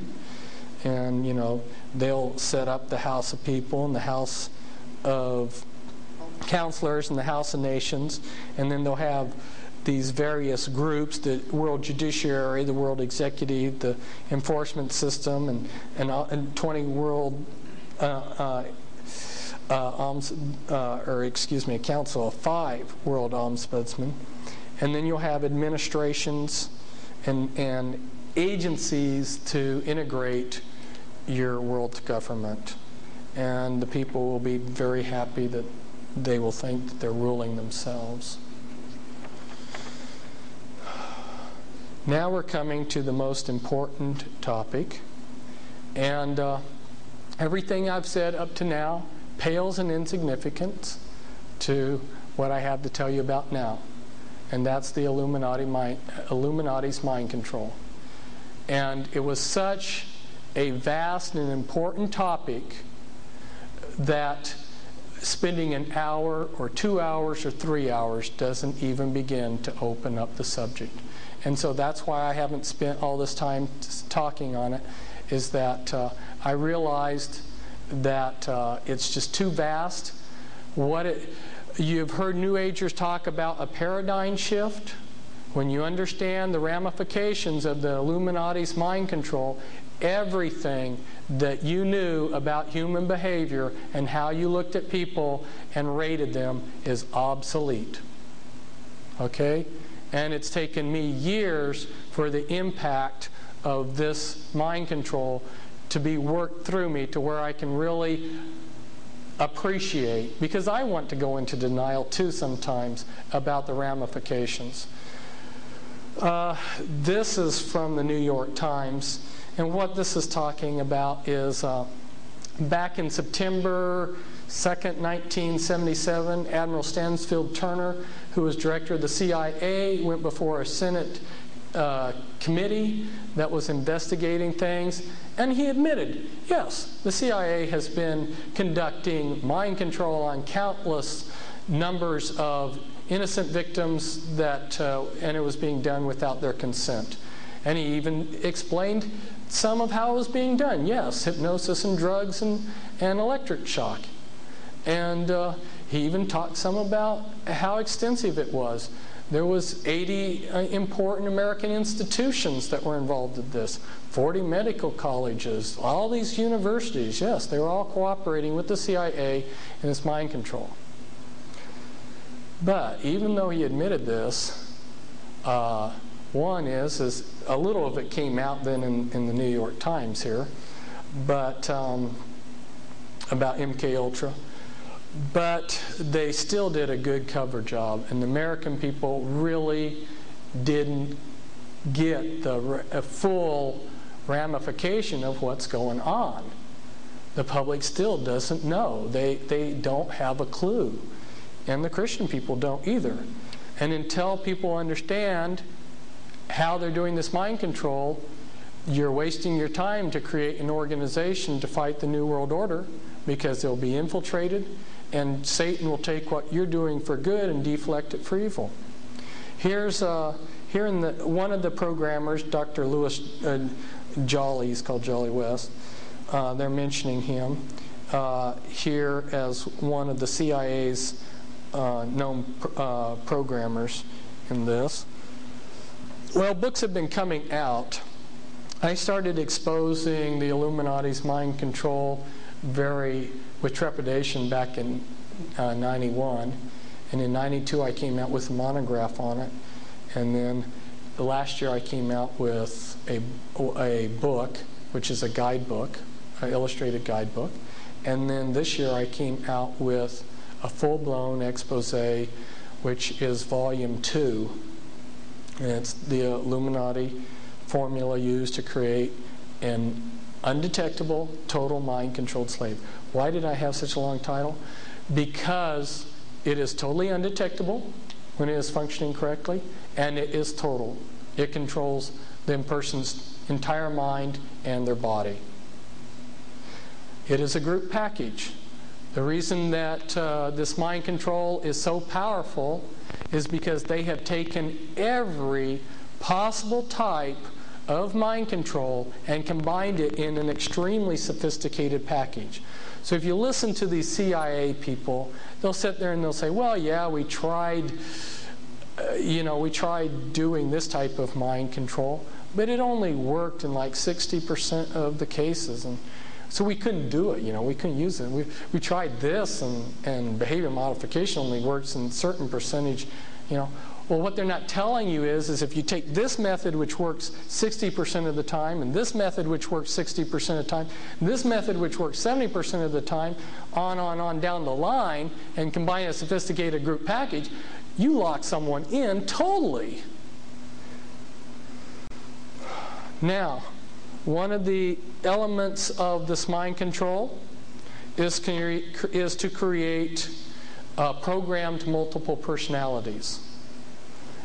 This person here is my co-author, and these are pictures taken within a short period of time. Here you're looking at one of her front altars, and this was an altar that was created to be what we would call like a madame. And this is one of the sexual altars that shows the abuse, a squinting eye. An altar is an altar personality. We'll explain that a little bit later. And then this is a very talented sexual altar. She likes this picture because it's got a mirror image. They use a lot of mirror images in the programming. And she was programmed to see herself as a cat. There's a lot of dehumanization done in the monarch programming. What they do is they work off of the principle that the mind is a supercomputer. You've heard that analogy made before. And just like what they had to do to make computers worthwhile, they had to learn how to section off memory so that it can't be touched. Like when you reboot your computer, it's being rebooted by memory that you can't touch. Well, the way to do that with the mind is amnesia walls. The Illuminati learned, the mystery religions learned centuries ago that through trauma, the mind will protect itself from that trauma by building an amnesia wall around it. In war, it's called post-traumatic stress syndrome. And if you have a soldier that, like let's say his buddy is blown to bits right in front of him, he may totally black out that part of his if you put a timeline, well then that particular event in time has amnesia walls around it. Okay, so through the most horrendous traumas that they can imagine, because the worse the trauma, the better it works, right? The better the amnesia wall. So through a horrendous series of traumas, they shatter these people's minds up with amnesia walls, and then they know how to go in and find those little pieces of the mind, and then they build upon those pieces. They build whatever they want, because those little pieces of the mind don't know anything except what they're shown. They only hold the body when their hypnotic cue to pull them to the front is given, unless they're a front altar. So they will break a person's mind. A common Illuminati model might have like 10,000 personalities. A horrendous amount of torture. An unbelievable amount of torture their entire lives. And Ronald Reagan, who people think of as a good guy, he had his share of monarch slaves to service him. The type of things that they used monarch slaves for. He felt like, as President of the United States, it was below his dignity to get up and go to the restroom. He used a monarch slave as a urinal in the evenings. That's just giving you a little clue as to the types of uses for these monarch slaves. They're not used for legitimate purposes. They're used for the most ghastly, nefarious things, and they can get the slave to do anything they want. Now, what's been going on hasn't been kept totally secret, but when people like myself started exposing it, they came back with a really vicious counterattack. It's the False Memory Syndrome Foundation, headquartered out of Philadelphia. I know these people. They're abusers themselves, pedophiles, and programmed people themselves. And they've got 40,000 lawsuits in this country against therapists for false memory. And what they did is they just infiltrated in slaves to each of these therapists that were trying to help people that had been abused by this mind control, and then initiated lawsuits that these therapists had planted false memories into them. So they may even, the way it's going, they may even take down the entire profession of psychiatry with it. Because if you know about psychoanalysis and things like this, if you take away from psychiatrists the ability to touch people's memories, you're going to sink the whole profession.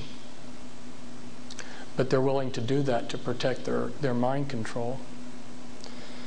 I've been working with, and more as a friend than anything else, but to some degree working with the programming, with 24 victims of this mind control. I know I've met, I'd say, hundreds of, very many, too many for me to count, the victims of this type of mind control. And it's very sophisticated. I'm not going to go into yikes.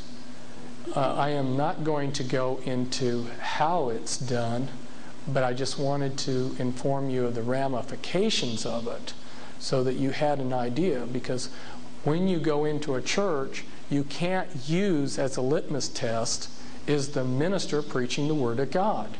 Unless you could follow them around 24 hours a day and you understood how hand gestures and stuff can be used for programming and stuff, you wouldn't know the other side. By having these multiple personalities, they're quite capable of creating a Dr. Jekyll, Mr. Hyde effect with people. And they like to create the best front they can for their slaves. And they also, another trick that they like to use is they use opposites. So this one guy who was this brilliant computer genius walks around in public, he's deaf and dumb.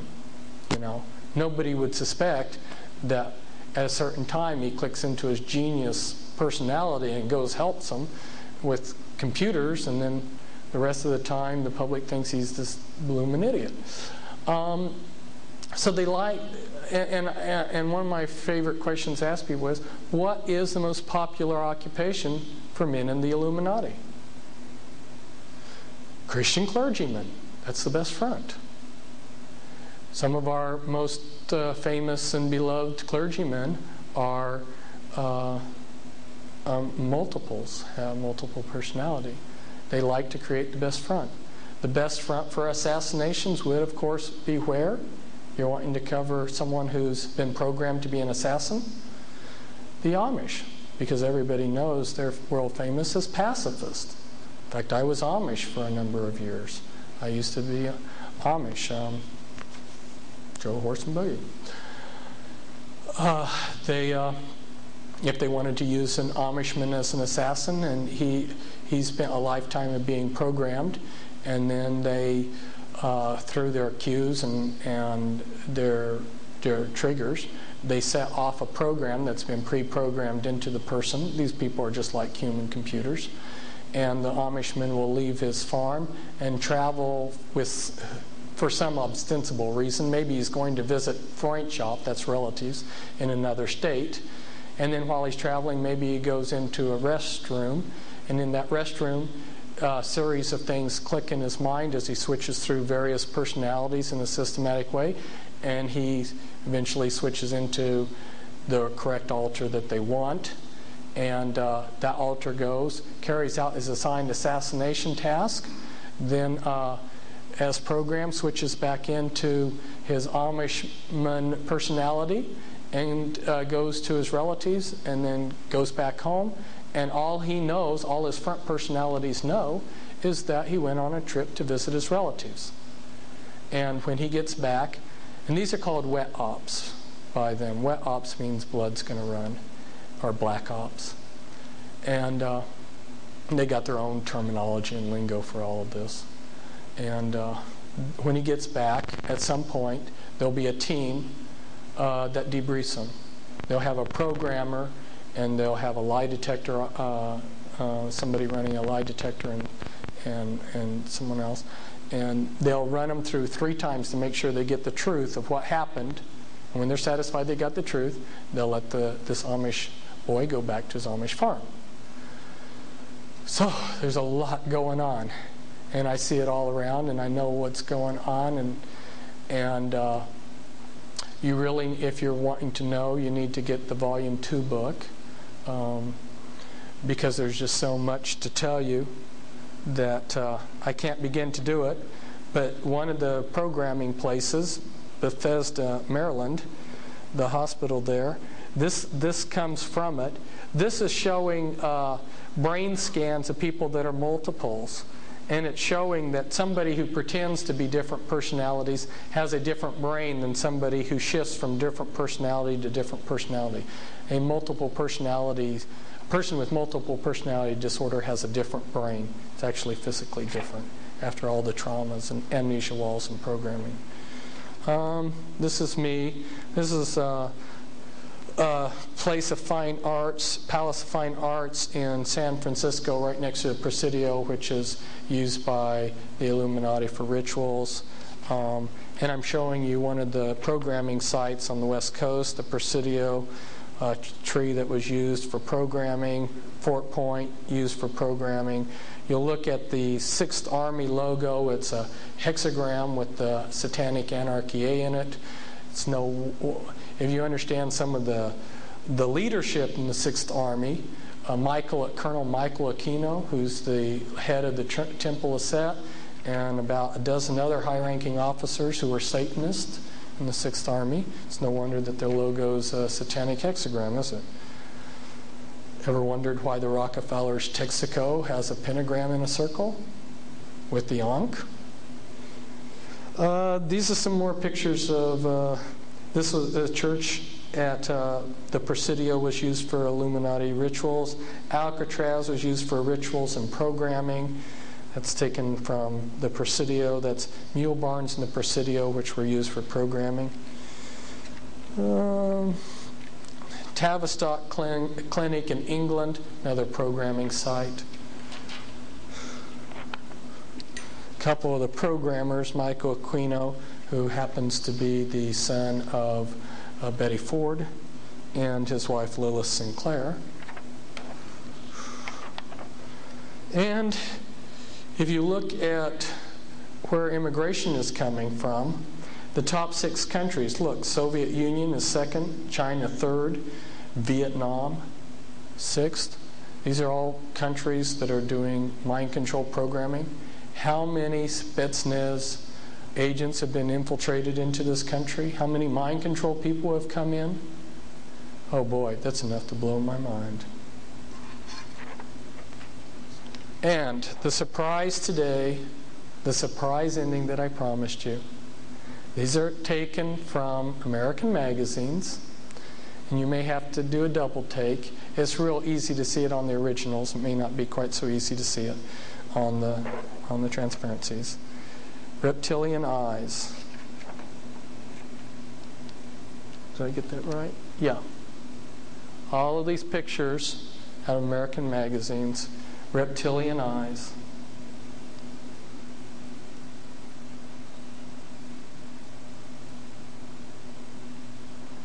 So like the lady who told all these stories in Arabia, you'll have to invite me back for me to tell you more.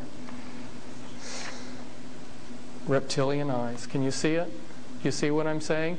Look up here. Look up here at there. Do you see how the eyes are reptilian?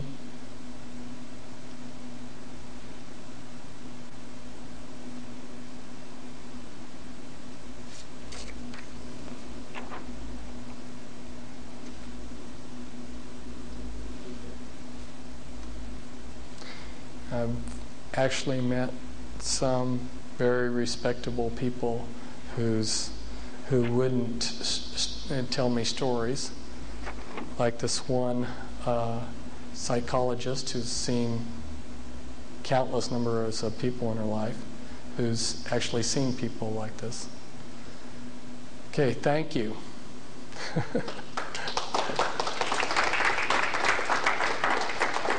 And one last thing, we're leaving, we're going our separate ways and everything, but I just want to let you know I'm still alive. I haven't gone off the face of the earth. If you want to write me, contact me, call me, I'm there. So I wish you the best. You want to take any questions, Fritz? Yeah, questions. Now that I've wore you out. Repeat the question too afterwards. Okay. How do they get the reptilian eyes? She asked, how do they get reptilian eyes?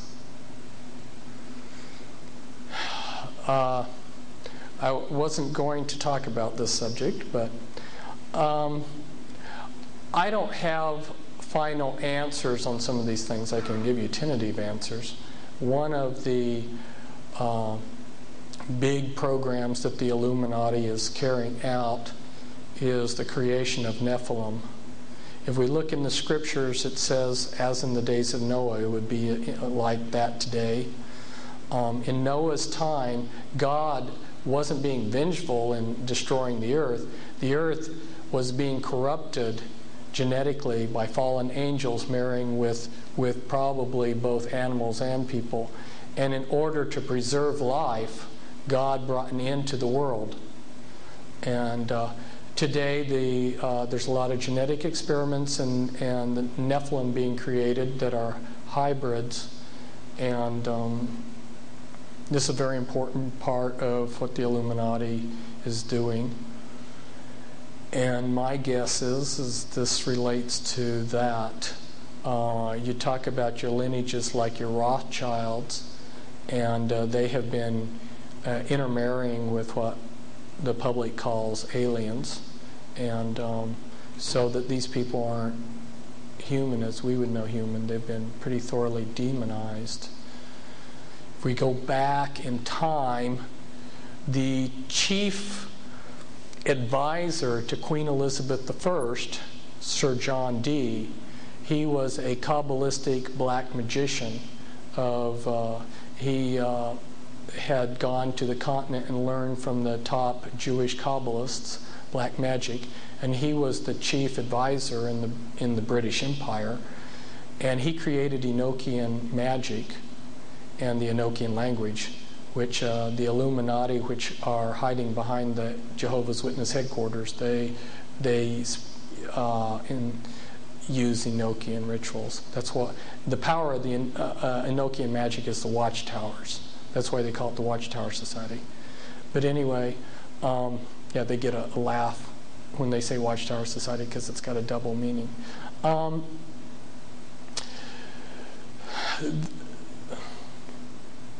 sidetracked here. Sir John Dee conjured up demons or angels, with his black magic. The beings that he conjured up, there were pictures drawn of them, and they look identical to what we call gray aliens. Okay, I tell you something. And then I visit with debriefing people that came out of high levels of the Illuminati, and these different types of aliens are participating in Illuminati rituals. I could go on. The bottom line is I have concluded that there are no good aliens. The aliens are demons, and we've got a mixture going on of demons and flesh and blood, and we've also got other genetic experiments. Yes? You mentioned organized crime with Federal Express. Is there any kind of tie like that to UPS? She says, I mentioned organized crime with UPS. With Federal Express. Is there any connection with UPS? I think there was a little misunderstanding there. I was talking about the Federal Reserve is not a private company. And some people see Federal Express trucks and they think that they're government, it's a government mail service. And I was just mentioning that the Rothschilds own Federal Express.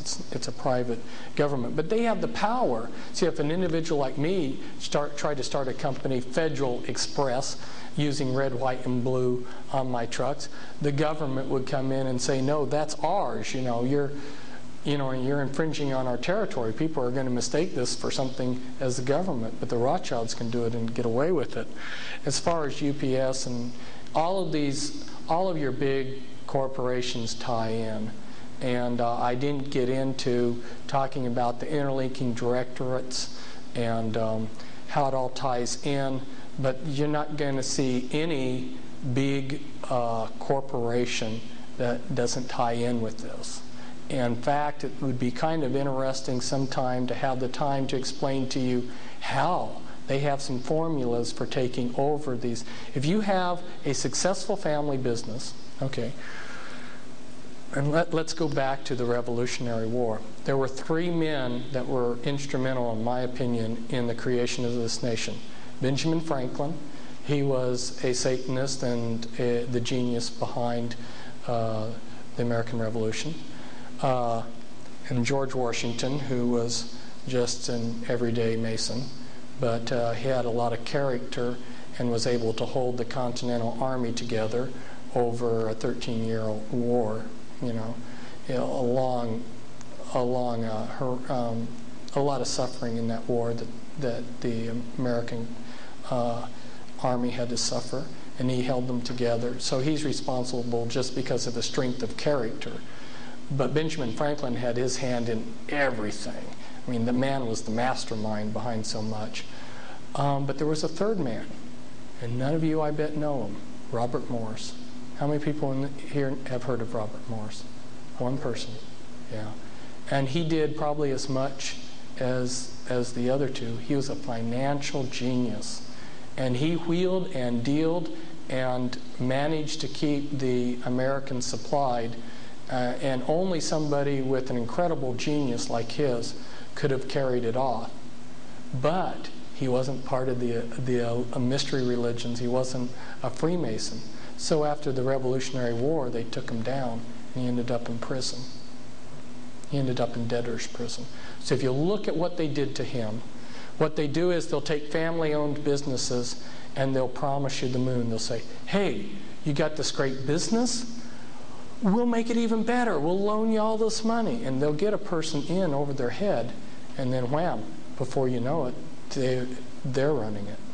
So they got some specific tactics that they use when they see anybody like Howard Hughes or Robert Morris, who's a genius, who's going to make it. They step in with their tried and true tactics. That's why I want to get out there and talk to people, because people started noticing that they just keep doing the same things over again, these tried and true tactics. Then maybe somebody might sidestep them for once. Do you fear for your life? No. Just wondered. Oh, I'm supposed to say the question over the mic. I was asked if I fear for my life. No. That's the short answer of it.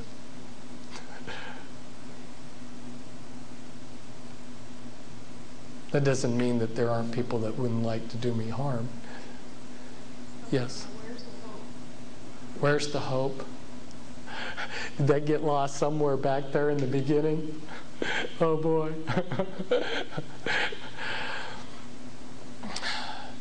God can take all of this evil and turn it towards good. The scriptures say that all things work to good to those who love Him.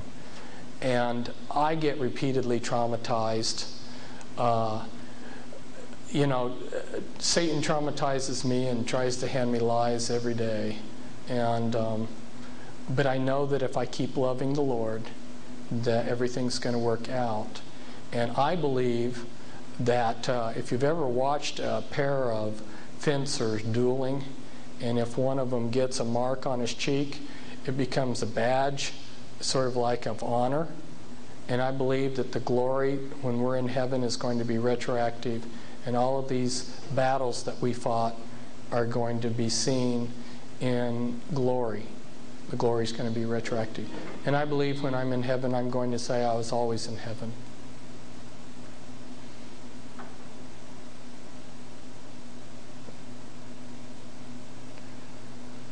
Boy, I must have talked the questions out of you. That's just a quick overview, people. Where do you see Ross Perot fitting into this picture of how he keeps coming in and out of the presidential election? Just another one of their stooges. That's all. Everybody that's run for president in this century has been one of their. I say everybody. When I mean, I'm qualifying that. There's some individuals out here that are not of major parties that are just, somebody who came out of a mental institution and announces I'm running for president. But for every legitimate candidate this century has been one of theirs. You go back in my Be Wise as Serpents book, and I'll show you in some of the elections, you'll have 5 or 6 men running for president, and they'll all be Freemasons. Hey, tails they win, heads you lose. Bush, skull and bones. Illuminati order. Clinton, Illuminati bloodline goes back to the people that set up. His bloodline goes back to the same people that set up the skull and bones. He's adopted though, so he's not. The Clintons aren't his family, which is another thing that they oftentimes do. They love to adopt out and rearrange things. I could go on for hours probably telling you how they hide these lineages, just like they've tried to hide Adolf Hitler's and Abraham Lincoln's. Except it's kind of interesting. One of the Rothschilds is named Abraham Lincoln Rothschild. So sometimes it comes out anyway. Yeah. Question? Do you think we should still go and vote? No. The question was, should we go and vote?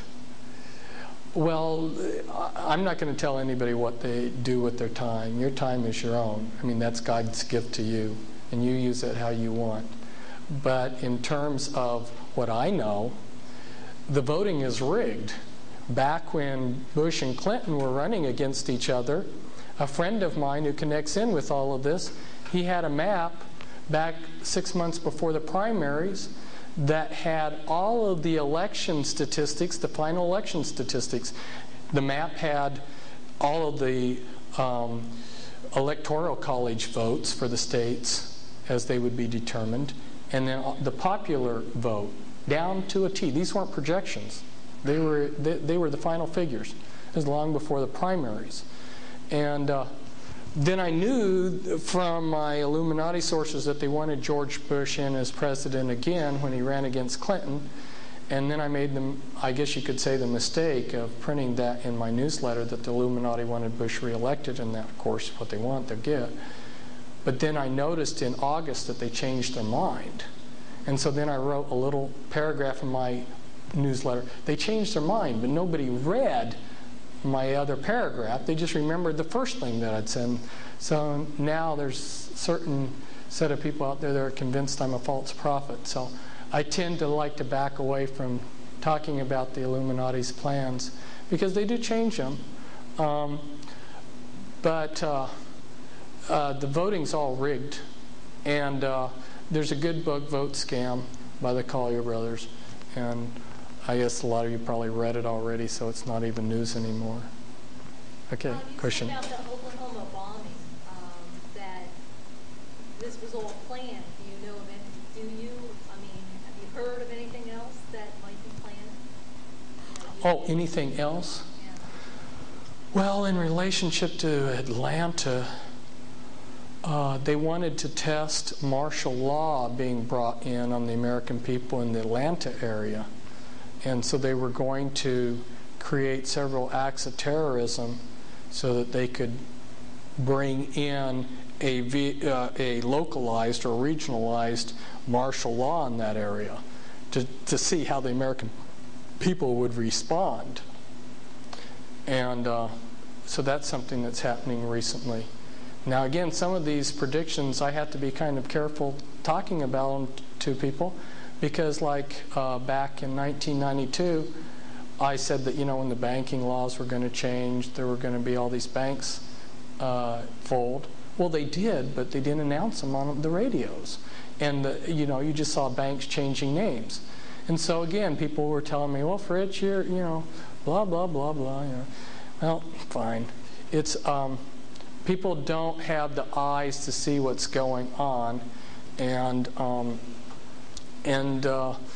I don't like to be in the position of saying what's going to happen in the future, because I believe that nothing's cast in stone.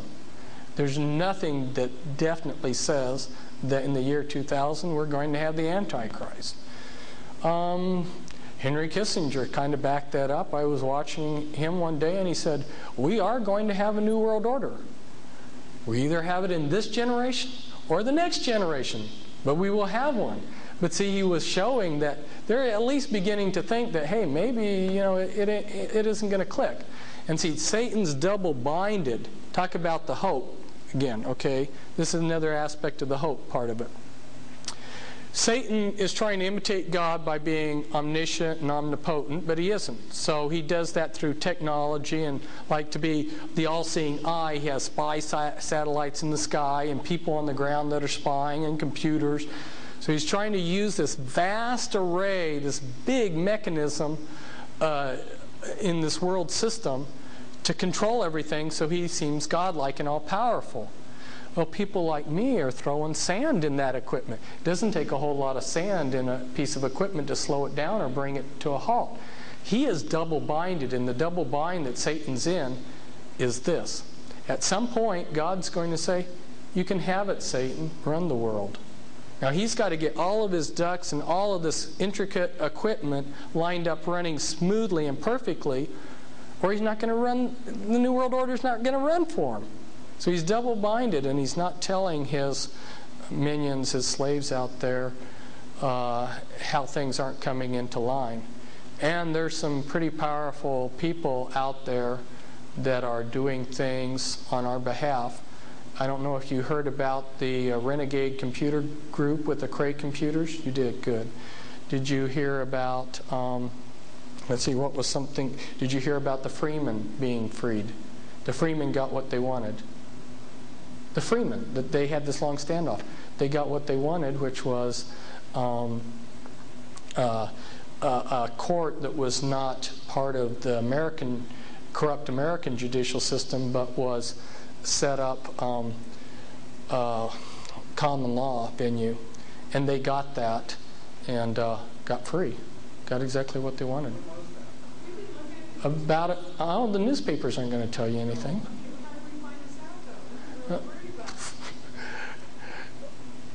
The answer, I guess, is just there's some of us out there that are watching these things, and we fax and call each other back and forth. But like I say, if I make predictions on things, which I sometimes do, the news media a lot of times doesn't report them anyway.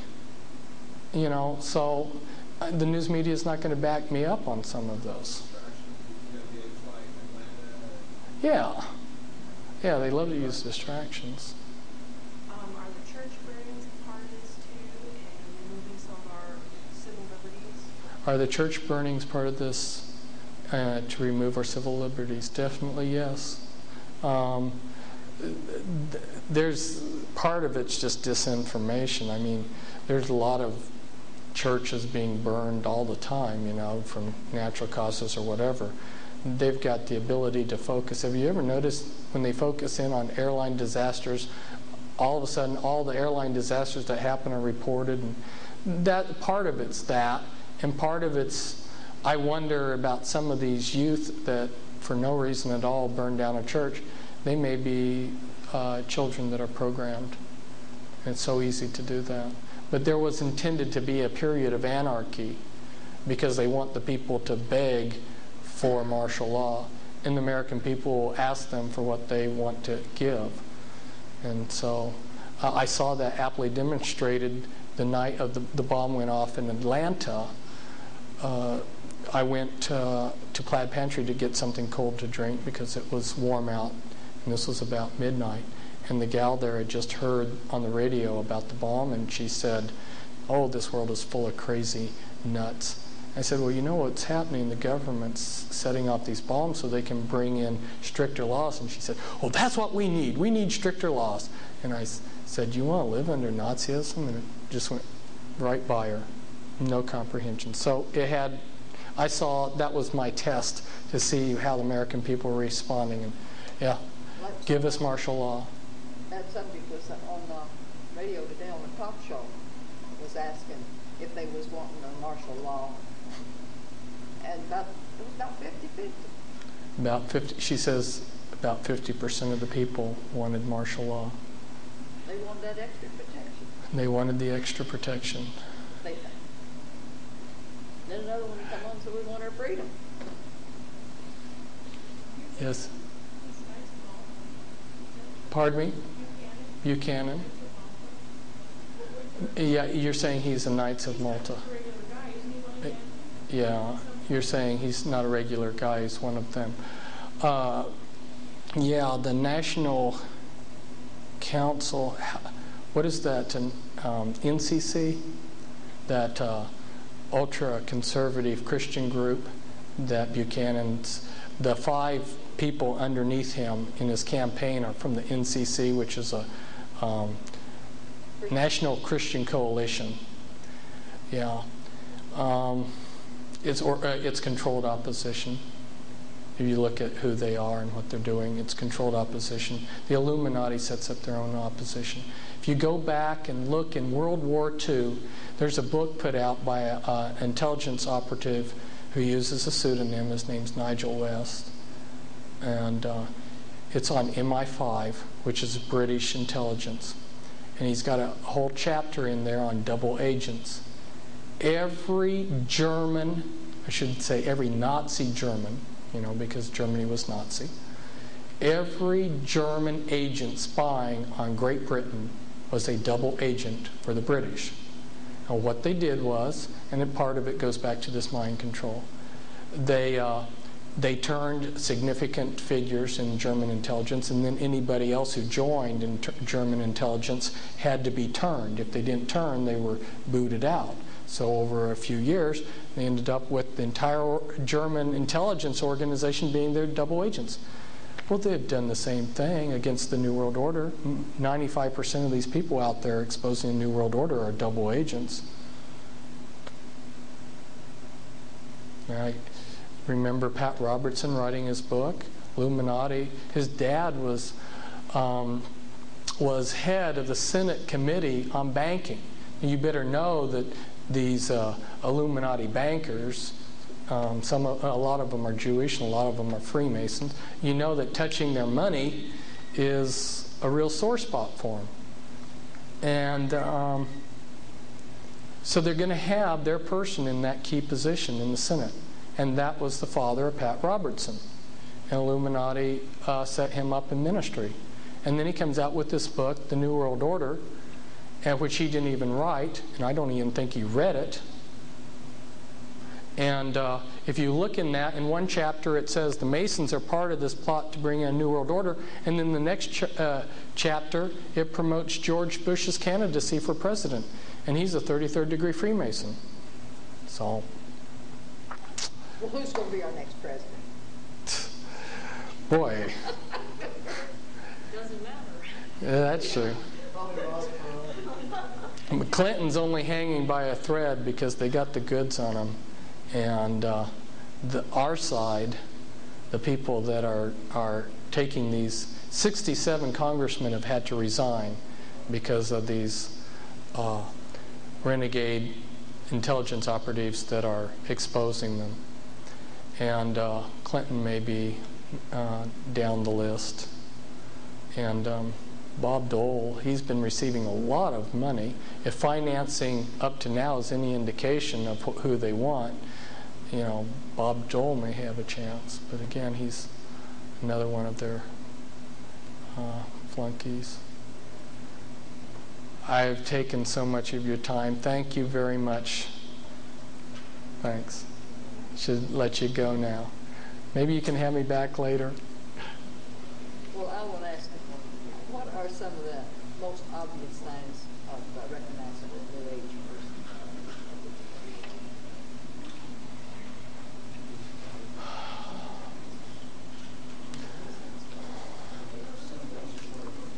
A New Age person. Well, Is it their fetishes or the things they worship, or? New Age is a broad term, and New Age has just become our culture. So if they're a normal American today is pretty well steeped in New Ageism. New Age concepts use holistic health, witchcraft practices. You might see it's jewelry, you know, like Ankh.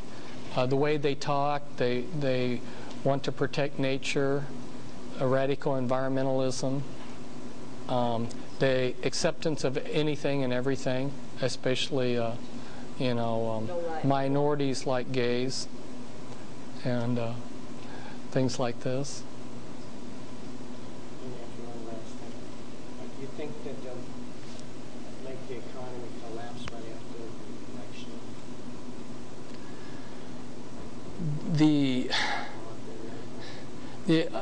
The only thing I can say is you know, there's some pretty respectable people on their side of things that are saying that it's going to collapse soon. But I've been watching the economy since Carter administration, and I've been yo-yoed back and forth so many times that this was the final crash, you know, like Black Saturday, you know, and I thought, well, back, what was that, in 1987, yeah, exactly. I thought, well, this is it, it's going, you know, but it didn't. So right now I've just gotten to the point that when they want it to go, they'll let it. I'm surprised it's lasted this long. Well, they'll have to bring in another war to bring it in. It's ready to fall. There isn't a whole lot. You know. Well, we know that there'll be anarchy on the earth, before the One World Order comes into place. Yeah. They'll use that so they can come in and take over. Yeah. I just got a feeling they'll be really soon. Right after the election, maybe a year or two down the road. I just want to take it into So, got a high likelihood.